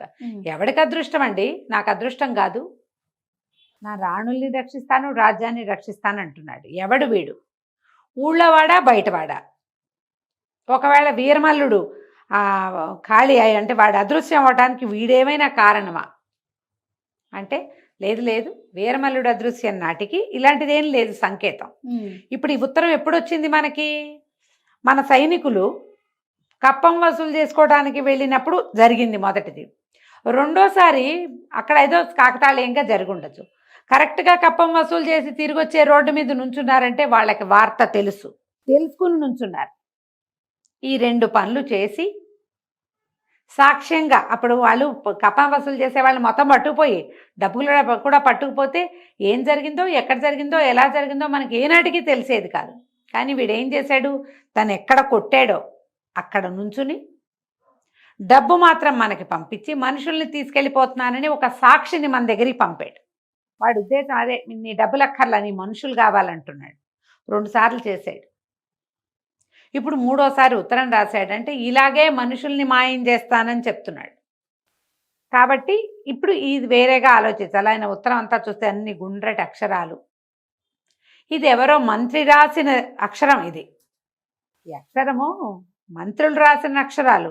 ఎవడో కుర్రాడు, ఎవడో ఒక ఏమంటారు ఏరాగేరావాడు, రాబిన్ హుడ్ రాసింది కాదు ఇది.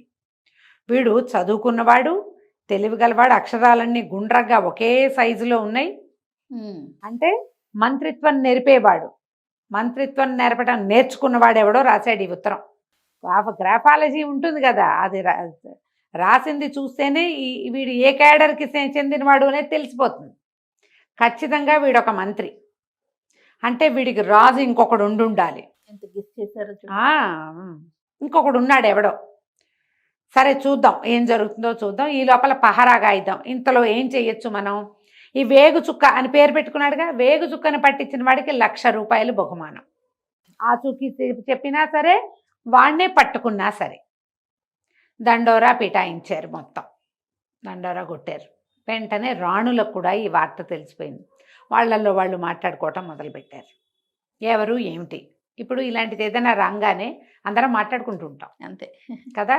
ఈ రాణులు ఏమనుకున్నారు, వీడెవడో మన పట్ల వీడికి సానుభూతి ఉంది, ఈ రాజును ఏమైనా చేశాడంటే మనకి స్వతంత్రం వస్తుంది, హాయిగా పుట్టిళ్ళల్లో అయినా సుఖంగా ఉంటాం, మన జీవితం ఇంకా మంది, వీడి కాలు కింద ఉండాల్సిన పని లేదు మనం. కాబట్టి వీళ్ళందరూ రాణులందరూ వేగుచుక్క పక్షం అయిపోయారు. మనసుల్లో అదేముంది, ఏం జరుగుతుందో అని చూస్తున్నారు. ఇక ఊళ్ళో చెప్పుకోవటం మొదలుపెట్టారు. రహస్యం ఎన్నాళ్ళు దాగుతుంది? 2 సార్లు మనుషులు లాక్కుపోయారు, డబ్బు వదిలేశారు అనేది చిలవల పలవలుగా రకరకాల మాటలు వచ్చినాయి. వేగుచుక్క కుటుంబాన్ని మన రాజు నాశనం చేసి ఉంటాడు, అతను ఎంత బతిమలాడినా ఈయన వదిలిపెట్టి ఉంటాడు, ఆయన అలాంటి వాడే, అందుకే వాడు పగ తెచ్చుకుంటున్నాడు అని ఇలాంటి కొత్త పుట్టించారు. ఊళ్ళో వాళ్ళు మాట్లాడుకునే మాటల్లో బోల్డ్ మంది ₹1,00,000 కావాలని ఉంది కొంతమందికి. కానీ పెద్దవాళ్ళంతా ఏమంటారు, ఒరే వీడు పోతాడు రా నాయన, ఎవడో ఒకడు రావాలనుకున్నావు, వాడు వీడే అయి ఉంటాడు, ఈ రాజు పోతే మన ప్రాణం హాయిగా ఉంటుంది, ఇప్పుడు మనకేం ఇబ్బంది లేదు. కానీ మన ఊళ్ళో ఉన్న బక్క రైతులంతా చచ్చిపోవటల్లా, ఆడపిల్లల్ని దాచుకోలేక వస్తున్నామా? ఈ ఉన్న 30 మంది రాణుల్లో ఎవరు ఏ దుశ్చర్యకి పాల్పడ్డా రాజు దాన్ని చంపేస్తాడు, తర్వాత రోడ్డెక్కుతాడు. ఇప్పుడు చూసాక 3 సార్లు 4 సార్లు. మళ్ళీ మొన్నే కదా కుందనవల్లిని పెళ్లి చేసుకున్నాడు, వ్యాపారస్తుని చంపేసి. కాబట్టి ఈ 1,00,000కి ఆశపడి వాడెవడో ఆనుపాను తీద్దామన్న ఆలోచన చేయకూడదు. వీడు రాజుకి ఏ రకంగా శాస్తి చేస్తాడో చూడాలి. ఇంతలో సాముగారిడీలు చేస్తున్న 40 మందిని ఒకే దెబ్బకి ఎత్తుకుపోయారని తెలిసింది. ఇవి నేర్చుకుంటారుగా వీళ్ళంతా, అవునవును. మన ప్రాక్టీస్ చేస్తారు జిమ్లో, నేటివ్ జిమ్ములు. అక్కడ గరిడీలు చేస్తున్న వాళ్ళని పట్టేశారు. 40 మంది ఒక దెబ్బకి పొద్దున వెళ్ళారు, సాయంత్రానికి ఎవరు లేరు అక్కడ, మొత్తం అంతా వెళ్ళిపోయారు ఎక్కడికో. వాళ్ళని వీళ్ళే ఎవరో తీసుకుపోయారు. ఈ తీసుకుపోయింది ఎవరో, ఎట్లా తీసుకెళ్తున్నారో కూడా తెలియటల్లా. దీనికి 3 దారులు ఉన్నాయి ఆ దేశానికి, ఆ రాజ్యానికి. 3 దారులలోనూ అడవులు ఉన్నాయి. అడవుల్లో ప్రతి అడవిలోనూ గూఢచారులు ఉంటారు అంచెల వారీగా. వాళ్ళ కళ్ళు వీళ్ళు ఎట్టా కప్పుతున్నారో తెలీదు. ఒక 4-5 రోజులు గడిచాక ఏ అడవిలోనూ గూఢచారు అనేవాడే లేడు అని తెలిసింది. ఎందుకంటే వాళ్ళని ముందే లేపేశారు, వాళ్ళని పట్టుపోయారు ముందే. ఇది ఏం చేయాలో తెలియటల్లా. కానీ ప్రజలు చాలా ఈగర్గా వెయిట్ చేస్తున్నారు. వీళ్ళు ఏం చేశారు, అక్కడి నుంచి సైనికులు మొత్తం ఊరంతా అన్ని సత్రాలు, అన్ని సందులు గొంతులు, కొత్త వాళ్ళు ఎవరైనా వచ్చారా అని వెతకటం మొదలుపెట్టారు. వీళ్ళు ఈ 40 మందిని మాయం చేశాక పూటకోళ్ళమ్మ ఇంటి దగ్గర వంట చేయించారు. వేడి వేడి గారెలు, బూరెలు అవి చేయించారు. అందరికీ పంచిపెట్టారు. వేడి గారెలు, బూరెలు తింటున్నారు. సైనికులు వచ్చారు. వచ్చాక ఈ సత్రం ఈయన ఉన్నాడు కదా రామాచారి, ఆయన పేరు సత్రం గుమాస్తా అని అడిగారు. కొత్తగా ఎవరిని వచ్చాడు, ఎవ్వరు రాలేదండి, అందరూ పాత వాళ్ళే, ఎవ్వరు లేరు అంటే వీళ్ళంతా చూస్తుంటే ఈ పెద్దవాళ్ల వేషంలో ఉన్న శశికాంతుడు, చిత్రవ్రతుడు కనపడ్డారు. వీళ్ళెవరు ఎప్పుడు చూడలేదే అని అడిగాడు ఒక సైనికుడు, కొత్తగా చూస్తున్నాను. అబ్బాయి వీళ్ళు ఎప్పుడో వచ్చారండి, చాలా నాళ్ళైంది వచ్చి, పెద్ద గుర్రాల వ్యాపారస్తులు, వ్యాపారం బాగా సాగిందని మరి ఇక మా అందరికీ గారెలు బూరెలు చేయించారు, పట్టండి మీరు కూడా తినండి అని వేడి వేడి గారెలు బూరెలు చేతులు పెట్టారు. అవి తింటూ సైనికులు ఇతన్ని అడిగారు, శశికాంతుడిని, ఎంతకాలం ఉంటారు మీరంటే, ఇంకొక 1-40 రోజులు ఉంటామండి, ఇంకో చిన్న చిన్నవి ఇంకా ఉన్నాయి, గుర్రాల పైనుంచి వస్తున్నాయి, అమ్మకాలు అయిపోగానే మేము వెళ్ళిపోతాం, మేము ఎప్పుడో వచ్చాం అనేసరికి సరేనన్నారు. వీళ్ళు ఇప్పుడు రాలేదండి, వాళ్ళు ఎప్పుడో వచ్చారని అందరు సాక్ష్యం చెప్తారు, అందరూ తిన్నారుగా వీళ్ళు పెట్టినవి, అందుకని వీళ్ళు అసలు కొత్త వాళ్లే కాదని, వీళ్ళు చాలా అద్భుతమైన వ్యక్తులని సాక్ష్యం చెప్పారు. సైనికులు కూడా గారెలు బూరెలు వేడి వేడివి నోట్లో వేసుకుని వెళ్ళిపోయారు. రాత్రి పడుకున్నారు. పడుకుంటే గంటకి పారా హుషారు వినపడుతోంది. ఓ పెద్ద 10 మంది సైనికులు పారా హుషారు అరుచుకుంటూ వెళ్తున్నారు. మళ్ళా సరిగ్గా గంట అయ్యేసరికి మళ్ళీ వచ్చేస్తారు, గస్తీ తిరుగుతున్నారు ఊళ్ళో, ఏవి అవకుండా. అబ్బో ఏర్పాట్లు గట్టిగా ఉన్నాయంటే అప్పుడు శశికాంతుడు అన్నాడు, దీనికి తగినట్టు చేద్దాం, మనం కొత్త ఐడియా చేయాలి. ఇప్పుడు ఇక్కడ ఉండకుండా మహారాణుల సంగతి మనకు తెలియాలి. పూర్వం ఒక రాణి గారి చెలికత్తెను రక్షించాం మనం. ఆమె చెప్పింది ఏం చెప్పింది, ఈ సత్రమే, వీళ్ళు దిగిన సత్రమే అది, ఈ సత్రంలో గుమాస్తా గారి కూతురు గోపిక, ఆమెను కలుసుకోమంది. గిరిక ఆమెను కలుసుకోవాలి.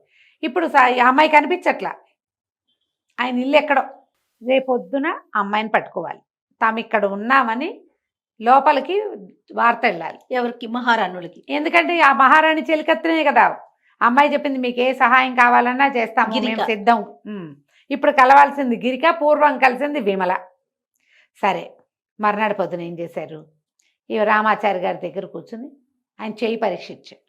ఏంటంటే మీకు జ్యోతిష్యం వచ్చా అన్నాడు. వచ్చండి, ఆయన ఎవరో ఒక మహానుభావుడు హిమాలయాల నుంచి వస్తే ఆయన వద్దంటున్నా ఏవో 4 ముక్కలు చెప్పాడు, నేర్చుకున్నా ప్రతి చోట ఉపయోగపడుతుంది, నేను చెప్పినట్టు కనపడుతుంది, జరుగుతుంది, ఉన్నది ఉన్నట్టు లేనిది లేనట్టు చెప్పి అవతల బారేస్తానన్నాడు. చెప్పండి అంటే చెయ్యి బాగా చూసి, మీ జీవితం బాగానే ఉందండి, మీకు ఒక అందమైన కూతురు ఉంది కదా అన్నాడు. ఆనంగానే కూతురు అందమైంది అనగానే జావగారిపోయాడు ఆయన. అవునండి, నాకు ఒకతే కూతురు ఉంది, మా కూతురు చాలా అందగత్తే, రాజుగారికి కనపడకుండా దాచిపెట్టుకుంటున్నామండి అన్నాడు. అనేసరికి చాలా బాగుంది, మీ కూతురు భవిష్యత్తు కూడా చూస్తే బాగుంటుంది, ఇంకా అమ్మాయి భవిష్యత్తు చాలా బాగుంటుందండి అన్నాడు. ఈయన అన్నాడు, ఈ సత్రం గుమాస్తా గారు, నా చేతిలోనే తెలుస్తుందండి మా అమ్మాయి భవిష్యత్తు అన్నాడు. మీ చేతిలో ఏం తెలుస్తుందండి, మీకు అమ్మాయి ఉందని తెలుస్తుంది, పిల్ల చేయి చూస్తే ఏమైనా తెలియచ్చు అనేసరికి పక్కన కూర్చున్నాడుగా చిత్రవ్రతుడు.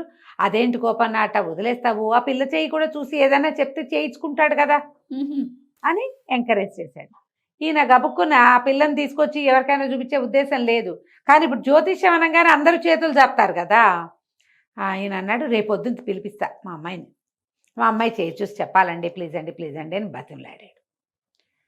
సరేలేండి మీరు అడుగుతున్నారు కాబట్టి, కానీ లేకపోతే ఏముంది చూద్దాంలేండి, రేపటి సంగతి రేపు అన్నాడు. ఆయన మర్నాడు పొద్దున్నే కూతురుని తీసుకొచ్చాడు.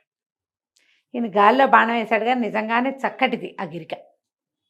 ఆ పిల్లనే కదా, ఆ పిల్లకి తెలియజేయాలి మేము ఇక్కడ ఉన్నాము, మిమ్మల్ని కలిసిన వాళ్ళం మేమేనని తెలియజేయాలి. ఆ పిల్ల చేయి చూసే లోపల ఈయన్ని మంచినీళ్ళు ఇద్దామని అద్దెమని ఇద్దామని మెల్లిగా అమ్మాయికి చెప్పాడు, విమలని పూర్వం కాపాడిన వాడిని నేనే, మేము ఇక్కడ ఉన్నామని విమలకి వార్త తెలియచేయండి. చెప్పాలి అంటే, అవునండి అప్పుడు చెప్పింది విమల తనని కాపాడారని, మిగిలిన వివరాలు అవి చెప్పలేదు. సరే మీరు ఇక్కడ ఉన్నారని చెప్పాలి అంతే కదా, నేను విమలకి తెలియజేస్తానంతే. విమలకి తెలియజేయటం ద్వారా రాజకుమారుడు ఏం సాధించాలనుకున్నాడో మనం తర్వాయి భాగంలో తెలుసుకుందాం. రమ్మగారు వేగు చుక్క సిరీస్ లో ఉన్నామండి మనం. ఒకసారి అది కంప్లీట్ చేసుకుందాం. ఇంకా ఎన్ని భాగాలు వస్తాయండి ఇంచుమించుగా? ఒక 2-3 భాగాలు వస్తాయి. ఓకే. సత్రం గుమాస్తా కూతురుతోటి మాట్లాడాడు శశికాంతుడు. మాట్లాడి అమ్మాయికి రహస్యంగా మేము వచ్చామని, ఈ ఊళ్ళోనే ఉన్నామని, విమలకి మా ఆచూకీ చెప్పమని ఆ అమ్మాయికి మంత్రోపదేశం చేస్తున్నట్టుగా చెవిలో రహస్యంగా చెప్పాడు. ఆ అమ్మాయికి తెలుసు గిరికకి విమల ఈ ఊరు నుంచి ఆ ఊరు వెళ్ళటం, మాళవిక తల్లిదండ్రులు కలుసుకోవటానికి వెళ్ళటం, అక్కడ మధ్యలో ఒకడు అడ్డం పడితే గూఢచారి అతన్ని యువరాజు వాడిని కొట్టి ఈ విమలను రక్షించడం వివరం తెలుసు. విమలకి బెస్ట్ ఫ్రెండ్ ఈ గిరిక. అమ్మాయి అన్నట్టు ఈ విషయాలన్నీ నాకు తెలుసు, నేను తెలియచేస్తానని చెప్పింది. కబురు వెళ్ళింది అక్కడికి. వెళ్ళంగానే ఈ విమల మాళవికకి చెప్పింది, మా యువరాజు ఊళ్ళో ఉన్నట్ట, నన్ను కలుసుకోమన్నాడు. నేను వాళ్ళే అప్పుడు ఆ రోజున అమ్మాయి ఏ సత్రం చెప్పిందో ఆ సత్రానికే వచ్చి ఉన్నారు వీళ్ళు. సత్రం ఆయన కూతురికే చెప్పమందనమాట తన సంగతి. విమల వెళ్ళి కలుసుకునేసరికల్లా సంతోషించింది. ఇతనితో పాటు చిత్రవ్రతుడు ఉన్నాడు. ఆ చిత్రవ్రతుడు మొట్టమొదటి చూడంగానే ఆ విమలతో ప్రేమలో పడ్డాడు. యువరాజు ఏం చెప్పాడంటే, మేము కొంతకాలం ఈ ఊళ్ళో ఉండదలుచుకున్నాం, మేము రకరకాల రాజ్యాలు తిరిగి ఆ రాజ్యాల్లో ఉన్న పరిస్థితులు అవి పరిశీలన కోసం వచ్చాం. అయితే నేనని తెలియకూడదు, మేము రహస్యంగా ఉండటానికి మాకు ఒక ఇల్లు కావాలి అంటే విమల బాగా ఆలోచించి, సరే కోటగోడకి అంతఃపురాలకి దగ్గరలో ఉన్నదే ఒక ఇల్లుంది, ఒక స్నేహితురాలి అన్నది, నేను వెళ్ళి మాట్లాడతానని. ఈ విమల అక్కడికి వెళ్ళి ఏం చెప్పిందంటే, మా అమ్మ నాన్న త్వరలో రాబోతారు ఈ ఊరు, నన్ను చూడకుండా ఉండలేకపోతున్నారు, శ్రీపురంలో ఉండరు, ఇప్పుడు ఇక్కడికే వచ్చి ఉండాలనుకుంటున్నారు, కాబట్టి మా అమ్మ నాన్న వస్తారు, ముందుగా వచ్చి కొద్దిగా చూసుకోవడానికి మా మేనమామలు వస్తారు, ఇద్దరు వస్తారు, మా మావయ్యలు ఇద్దరు వచ్చి ఇక్కడ ఈ ఊరంతా చూసుకుని వాళ్ళు అన్ని సామాన్లు అవి ఏర్పరిచి మా అమ్మ నాన్న వచ్చి ఉండటానికి వీలుగా వాళ్ళు ముందు వస్తారని చెప్పి వాళ్ళతోటి మాట్లాడింది. ఇతను డబ్బులు ఇచ్చాడు ఇల్లు మాట్లాడి పెట్టడానికి శశికాంతుడు. ఆ డబ్బు ఇచ్చి అడ్వాన్స్ ఇవ్వాలిగా, ఇచ్చి ఒక చిన్న ఇల్లు, ఇవి ఎప్పుడు వచ్చారు ఎప్పుడు వెళ్ళారో ప్రపంచానికి తెలియకుండా ఉండేలాంటి సందున్న ఇంటిని ఆ అమ్మాయి సెలెక్ట్ చేసింది. ఎందుకంటే ఈయన యువరాజు కదా, తెలియకూడదు, ఆయన చెప్పిన మాటకి సాటిస్ఫై అయింది. అంతేగాని ఇక్కడున్న సమస్య విమలకు తెలియదు. అదేలేండి. అయితే ఏం చెప్పిందంటే, మీరు ఈ ఊళ్ళో తిరగటానికి మీకు కొత్త సమస్యలు ఉన్నాయి, ఇవాళ రేపు వేగు చుక్కని ఒక ఆయన వచ్చాడు మా ఊళ్ళోకి, మరి మా సైనికుల్ని వాళ్ళని ఎత్తుపోతున్నాడు, మరి మిమ్మల్ని చూసి ఏమైనా అలాంటి భ్రమపడతాడేమో, కొంచెం జాగ్రత్తగా ఉండండి అంటే ఇతను అన్నాడు, అన్ని పరిస్థితులకి ఎదుర్కోవాల్సిందే కదా, మీ పరిస్థితులు అధ్యయనం చేయటానికి మీ రాణులకి విముక్తి కల్పించడానికే నేను ఈ ఊళ్ళో ఉంటున్నది. అప్పుడు కూడా ఈ అమ్మాయికి వేగుచుక్కో ఇతనేనేమోనన్న అనుమానం రాలి. అసలు ఆయన మీద అలాంటి యువరాజు కదా, పైగా వేరే దేశపు యువరాజు, ఆయనకేం పని మన దేశంలో, ఊరికే అడ్మినిస్ట్రేషన్ గురించి తెలుసుకోవడానికి వచ్చాడు అనుకుంది. సరే వెళ్ళి మాళవికకి చెప్పింది, మరి కదంబ యువరాజు మన ఊళ్ళోనే ఉన్నాడు, అప్పుడు నాకు సహాయం చేసిన ఆయన అంటే ఓసారి కలవాలనుకుంటున్నానంటే, మాళవిక కంటే ముందే విమల చెప్పింది, మహారాజు మహారాణుల్ని దేవాలయానికి పంపడం కూడా మానేశాడు, అందువల్ల ఆవిడ మిమ్మల్ని ఎక్కడా కలుసుకోలేదు, మాళవికాదేవికి మిమ్మల్ని కలుసుకోవాలని ఉంది, మీరు నాకు సహాయం చేశారని, ఒక సోదరుడిగా మీరు ఎంతో సహాయం చేశారని ఆవిడకున్నది చాలా, కానీ కనీసం దేవాలయం దగ్గర కలిసే వీలు కూడా లేదు, పోతుటీగా కూడా ప్రవేశించకుండా అంతఃపురాన్ని బంధించి ఉంచారు, అందుకని కలవలేకపోతోంది, నేను కలవలేము, నేను ఎప్పుడైనా ఇక్కడికి వస్తాను, మీకు ఏదైనా కావాలంటే నాకు తెలియజేయండి, మీకు కావాల్సిన ఏర్పాట్లు నేను చేస్తాను అని చెప్పింది. వెళ్ళి మళ్ళీ మాళవికాదేవికి చెప్పింది, యువరాజు ఊళ్ళోనే ఉన్నాడని, ఆయనకు ఒక ఇల్లు ఏర్పరిచానని. అంటే మాళవిక కూడా అదే భయం, ఈ వేగుచుక్క గొడవల్లో ఈయన ఏమైనా ఇబ్బంది పడతాడేమో అంటే, ఏమిటో ఆయన మేము జాగ్రత్తగా ఉంటానులేమో, 4 తెలియాలి కదా అని అన్నాడు. ఆయన తన ఐడియా ప్రకారం మీకు అందరికీ కూడా ఏదైనా సహాయం చేసే ఉద్దేశంతో కూడా ఉన్నాడు అని చెప్పింది. ఇంతలో ఈ వేగుచుక్క రకాలు మెల్లిమెల్లిగా పెరుగుతున్నాయి. ఉత్తరం రాశారు, ఉత్తరం చదివాం మనం. అది ఉత్తరం తీసుకొచ్చాక నీ అంతు చూస్తానని రాయబడి ఉంది. క్రమంగా ఎట్లా అయిందంటే, ఎక్కడెక్కడి నుంచి శిస్తులు వసూలు చేసుకొస్తున్నారో అక్కడికి వెళ్ళిపోతున్నాడు ఆ వేగుచుక్క. వాళ్ళని చిత కొట్టాడని అనుకుంటారు, ఒకడు మిగులుతాడు, మొత్తం గుంపంతా మాయమైపోతుంది. డబ్బులు మాత్రం వీళ్ళకే ఇస్తున్నాడు. డబ్బు కొట్టేయటల్లా వీళ్ళు రాజు మంత్రి అందరూ మాట్లాడుకోవటం మొదలుపెట్టారు. అయితే ఈ రాజు మంత్రులు మాట్లాడుకుంటున్న సమయంలో ఈ కొంతమంది సైనికులు వచ్చారు. ఊళ్ళో ఎక్కడా కొత్త వాళ్ళు లేరు. ఒకే ఒక్క సత్రంలో ఒక కొత్త 2 మగవాళ్ళు ఉన్నారు, వయసు మళ్ళిన వాళ్ళే. వీళ్ళు సత్రంలో వాళ్ళు చుట్టుపక్కల ఉన్న పేదవాళ్ళందరికీ భోజనాలు కూడా పెట్టిస్తున్నారట. అనేసరికల్లా మంత్రి గారికి అనుమానం వచ్చింది, వాళ్ళని పట్టుకురండి అన్నాడు. వీళ్ళందరూ సత్రానికి వెళ్ళేసరికల్లా అప్పటికి వీళ్ళు వేరే ఇల్లు చూసి పెట్టిందిగా విమల. వీళ్ళిద్దరూ నిశ్శబ్దంగా అక్కడి నుంచి వెళ్ళిపోయారు. మళ్ళీ సైనికులు ఆలోచించుకుని వచ్చేసరికల్లా వాళ్ళు లేరు. వాళ్ళు ఏదో ఊరు వెళ్ళిపోతామన్నారండి. వాళ్ళు చెప్పింది ఏమిటి, దున్నపోతల పాలెం అలాంటి పేర్లు చెప్పారు. అసలు అలాంటి ఊళ్ళలో వెలుగొడ్ల పాలెం ఎక్కడుంది ఊరు? ఆ ఊరు పేరే అబద్ధమని మంత్రి గారికి డౌట్ వచ్చింది. ఊరు అయితే అసలు అట్లాంటిది, ఎవరో మనని మోసం చేస్తున్నారు, వాళ్ళు ఏమైనా వేషం వేసుకున్నారా ఏమిటంటే సత్రంలో ఎవరికీ తెలీదు. వాళ్ళ నిజ రూపాలు వాళ్ళు కూడా చూడలే. వచ్చిన వాళ్ళ కుర్రాళ్ళని తెలియదు వాళ్ళకి. కొద్దిగా పెద్దవాళ్ళు వయసు మళ్ళిన వాళ్ళ వేషాల్లో ఉన్నారు. వీళ్ళు ఇక్కడి నుంచి బయటకు వెళ్తారు, చటుక్కన వేషం తీసేస్తారు, వచ్చేటప్పుడే వేసుకొస్తున్నారు. వాళ్ళకి తెలీదు. వాళ్ళు వెళ్ళిపోతామన్నారండి, సొంత ఏదో పక్క ఊరు వెళ్తామన్నారు, ఇక్కడ లేరు వాళ్ళు అన్నాడు. ఇక ఇప్పుడు ఏం చేయాలి? మళ్ళీ వెనక్కి వచ్చారు సైనికులు, అక్కడ వాళ్ళు కూడా లేరు అని. మొత్తం ఊరంతా తిరుగుతున్నారు. ప్రతి ఇంట్లోనూ గాలింపులు మొదలైనవి, ఇళ్లల్లో గాలిస్తున్నారు. ఒకవేళ విమలగా చూపించిన ఇంట్లోకి గాలింపుకు వచ్చినా ఇక్కడ ఉన్నది ఎవరు? విమల తాలూకు మేనమామలు. వాళ్ళు ఊరికే ఇల్లు చూసి వెళ్ళడానికి వచ్చారు, అమ్మా నాన్న వస్తారు. ఇప్పుడు కొత్త వాళ్ళుగా చెప్పలేరు కాబట్టి పట్టుబడరు అన్నమాట. వీళ్ళు ఏం చేశారు, ఆ భోజనాలు ముసలావిడతోటి వంట చేయించి అందరికీ పంచిపెట్టారు కదా, అట్లా బోలెడని తీపి పదార్థాలు చేయించుకుని ఎక్కడెక్కడ సైనిక శిబిరాలు ఉన్నాయో చూడడం మొదలుపెట్టారు. ఇంతలో ఈ రాజు ఏం చేశాడు, ఒక 10 మంది ఏమంటారు కర్కోటకులు లాంటి వాళ్ళని, ఓ 50 మందిని సెలెక్ట్ చేశాడు. వీళ్ళు ఏమిటి, ఎవరు ఈ వేగుచుక్కని చంపి తీసుకొస్తారో వాళ్ళకి 1,00,000 వరహాలు ఇస్తానని. అమిత బలాఢ్యులు, తర్వాత క్రూరులు, వీళ్ళని సెలెక్ట్ చేశారు. వాళ్ళు ఏం చేస్తారు, ఒక్కొక్కళ్ళు ఒక్కొక్క వీధి మొగదల్లో కూర్చుని పెద్దవాళ్ళంతా మాట్లాడుకుంటూ ఉంటే ఆ మాటల్లో జొరబడి రాజు మీద వ్యతిరేకంగా ఉన్నట్టుగా మాట్లాడి, ఎవరు వ్యతిరేకంగా మాట్లాడుతున్నారో వాళ్ళని పట్టుకునే ప్లాన్లో ఉన్నారు. సరిగ్గా ఈ శశికాంతుడు చిత్రవ్రతుడు ఒక పెద్దవాళ్ళని 10 మంది కూర్చుని మాట్లాడుకుంటున్న చోటుకి వెళ్ళారు. అక్కడ డిస్కషన్ వస్తుంది.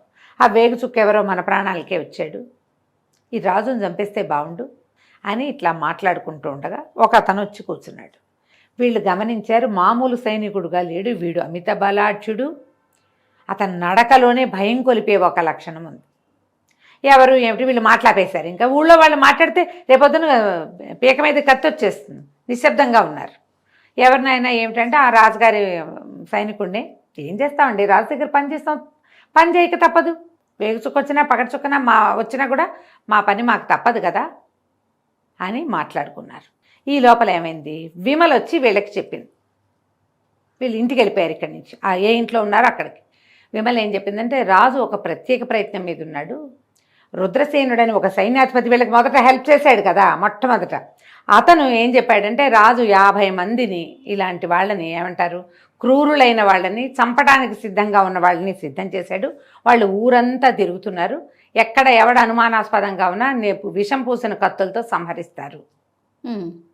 అప్పుడు వీళ్ళకి తెలిసింది, ఇంతకుముందు మనం చూసిన వాడు అలాంటి వాడు సాధారణ సైనికుడు కాదు, కానీ వాడి ముఖం గుర్తుపెట్టుకున్నారు. ఇప్పుడు వాళ్ళల్లో వాళ్ళు గుర్తుపట్టాలంటే వాళ్ళందరికీ సాధారణంగా డ్రెస్ కోడ్ ఉండాలి కదా. వీడు ఒక విచిత్రమైన బట్టల్లో ఉన్నాడు. అంటే ఇలాంటి బట్టలు వేసుకున్న వాళ్ళు ఈ కోవకి చెందిన వాళ్ళు. బ్రెయిన్ బట్టి పనిచేసింది. సరే వీళ్ళు ఏమనుకున్నారు, ఇప్పుడు ఇతను ఎక్కడున్నాడో వెతుక్కోవాలి. నిదానంగా ఏం చేశారు, ఆ వంటల పెద్ద దగ్గర బోలెడరి లడ్డూలు, అరిసెలు, మినపసున్ని, తర్వాత దిబ్బ రొట్టెలు, తేనె పానకం అన్నీ సిద్ధం చేయించుకున్నారు.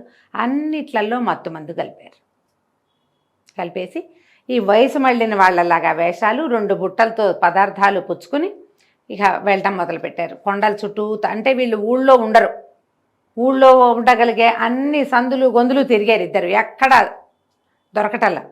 సైనిక శిబిరాలు ఎక్కడుంటాయి, ఇంతకుముందు ఒక సైనిక శిబిరాన్ని ఖాళీ చేశారు.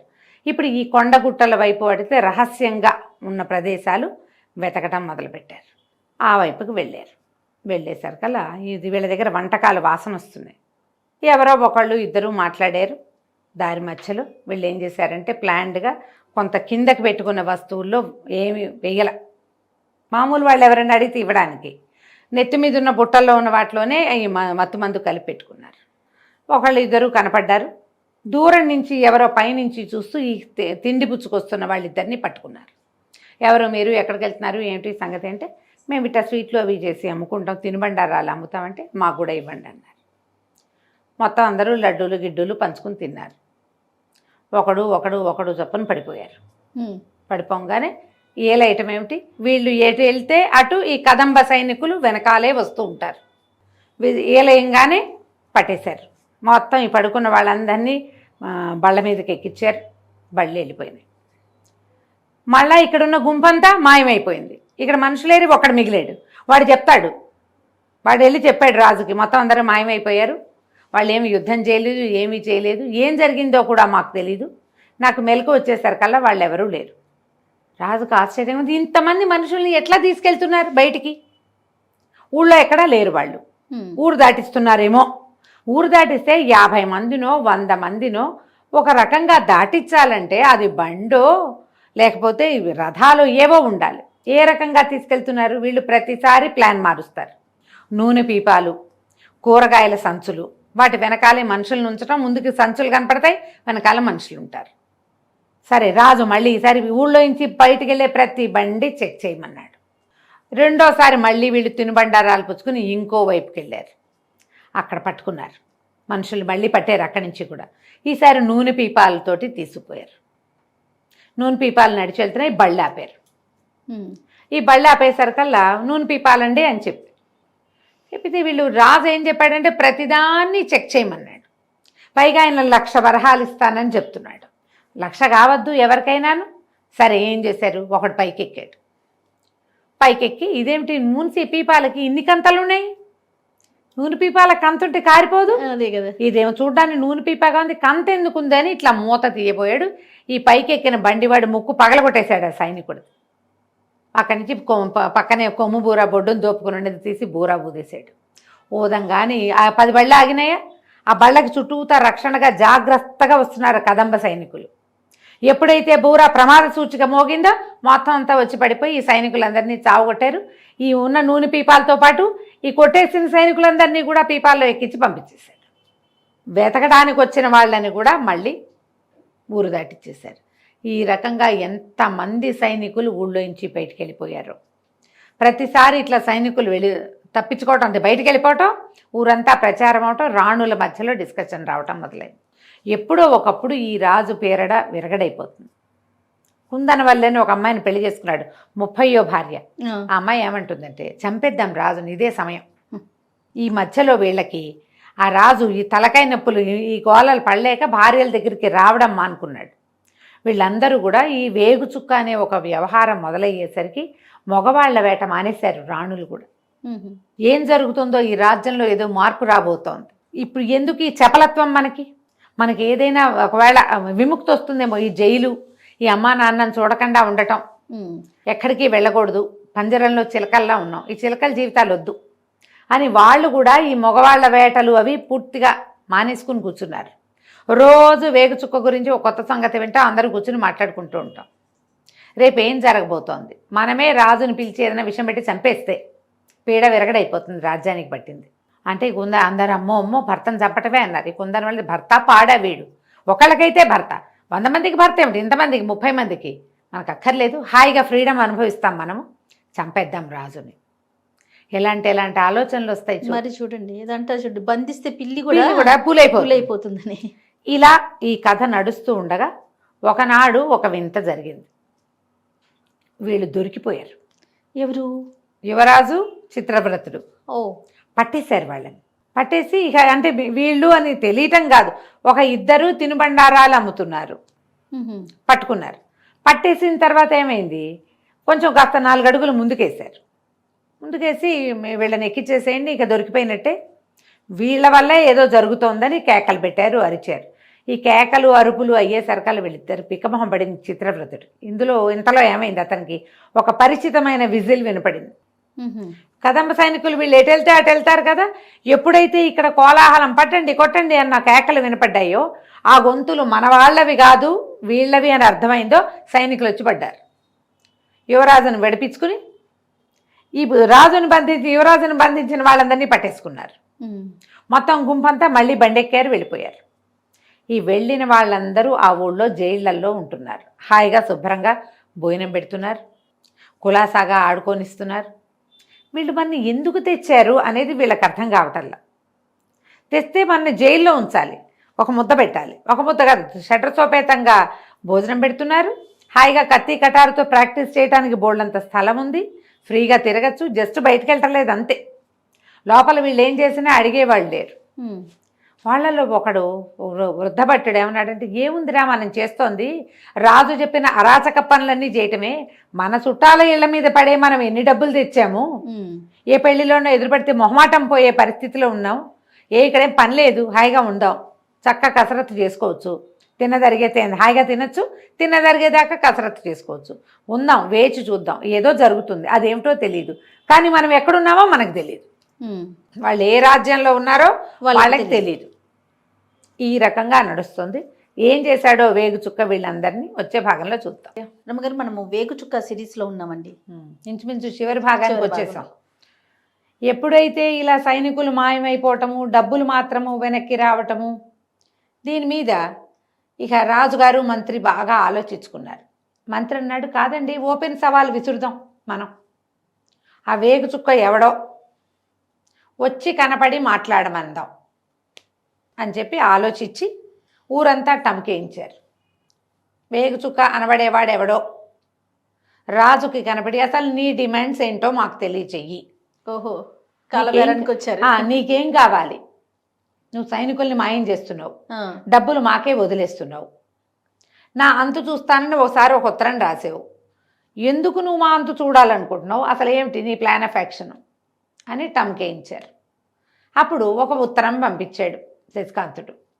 ఏమని, నిన్ను రాజ్యభ్రష్టుణ్ణి చేయటం, నీ నుంచి నీ రాజ్యాన్ని రక్షించటమే మా ఉద్దేశం, ఉమ్. ఇదే మాకు కావాలి, నువ్వు ఎప్పుడు ఎక్కడికి రమ్మంటే అక్కడికి వస్తాను, కత్తి యుద్ధమా ద్వంద్వ యుద్ధమా నీ ఇష్టం, మల్ల యుద్ధమా నీ ఇష్టం, ద్వంద్వ యుద్ధం, నాతో పోరాడి నన్ను జయిస్తే నీ రాజ్యం నీది, నేను నిన్ను జయించానా నీ రాజ్యాన్ని ఇక నువ్వు లేనట్టే, ఈ రాజ్యం నీ రాజ్యం అయిపోయి వాళ్ళు హాయిగా ఉంటారు, నీలాంటి కర్కోటకుడి చేతుల్లో ఈ రాజ్యాన్ని ఉండనివ్వకూడదు అన్నదే నా ఉద్దేశం అనేసరికి రాజు చాలా బలశాలి, మహేంద్ర భూపతి, ఉమ్. మల్ల యుద్ధంలో అద్వితీయుడు, శశికాంతుడు కుర్రాడు. సరే యుద్ధానికి తయారుగా ఉన్నాం, నువ్వు ఎప్పుడు వస్తే అప్పుడు మేము రెడీ. రాజు శశికాంతుడు ఇద్దరు అదే వేగు చుక్క ద్వంద్వ యుద్ధం చేయబోతారని ఊరంతా తెలిసిపోయింది. ఊళ్ళో జనమంతా చేరిపోయారు. వాళ్ళందరికీ ఆ రెండో వాడెవడో వాడే గెలవాలి, వాడు ఎవడైనా సరే వీడు మాత్రం ఓడిపోవాలి. భరించలేక ప్రజలు ఈ రాచరికం లేదా ప్రభువో అధికారి ఎవరున్నారో వాళ్ళని భరించలేకపోతే నాశనం కోరుకుంటారు. వీడు చచ్చిపోవాలి, ఏమైనా సరే వీడు సర్వనాశనం అయిపోవాలి, అవతల వాడు ఎవడైనా సరే మనకు అక్కర్లా, సర్వస్వంగా తర్వాత ముందు వీడు పోవాలి. రాణులంతా సిద్ధంగా ఉన్నారు, ఎలాగైనా సరే వీడి పీడ విరగడైపోవాలని కోరుకుంటున్నారు, వాడెవడో వాడే గెలవాలి, భర్త గెలవాలని ఒకళ్ళు కూడా అనుకోవాలి. సరే మొత్తం పెద్ద పెరేడ్ గ్రౌండ్ లాగా ఏర్పరిచారు, పెద్ద ఎరీనా ఏర్పరిచారు, రాజుగారు సిద్ధంగా ఉన్నాడు. ఈ లోపలికి వచ్చాడు శశికాంతుడు, గుర్రంతో ముసుగు వేసుకుని వచ్చాడు. ముసుగు తీసేసరికి ఈ విమల తెల్లబోయింది. విమలకి తెలుసు ఈ ఊళ్ళో ఎవ్వరూ శశికాంతుడి ఒరిజినల్ స్వరూపం చూసిన వాళ్ళు లేరు. అతను సత్రంలో ఉన్నా, వాళ్ళ ఇంట్లో అద్దెకున్నా అతను మధ్య వయస్కుడి వేషంలో ఉన్నాడు. వీడు మా సత్రంలో ఉన్నాడు, వీడు మా ఇంట్లో ఉన్నాడని అనుకోవట్లా, వాళ్ళకి తెలియదు. అసలు గుర్తుపట్టింది కేవలం విమల ఒక్కతే. అమ్మాయే చూసింది శశికాంతుడిని.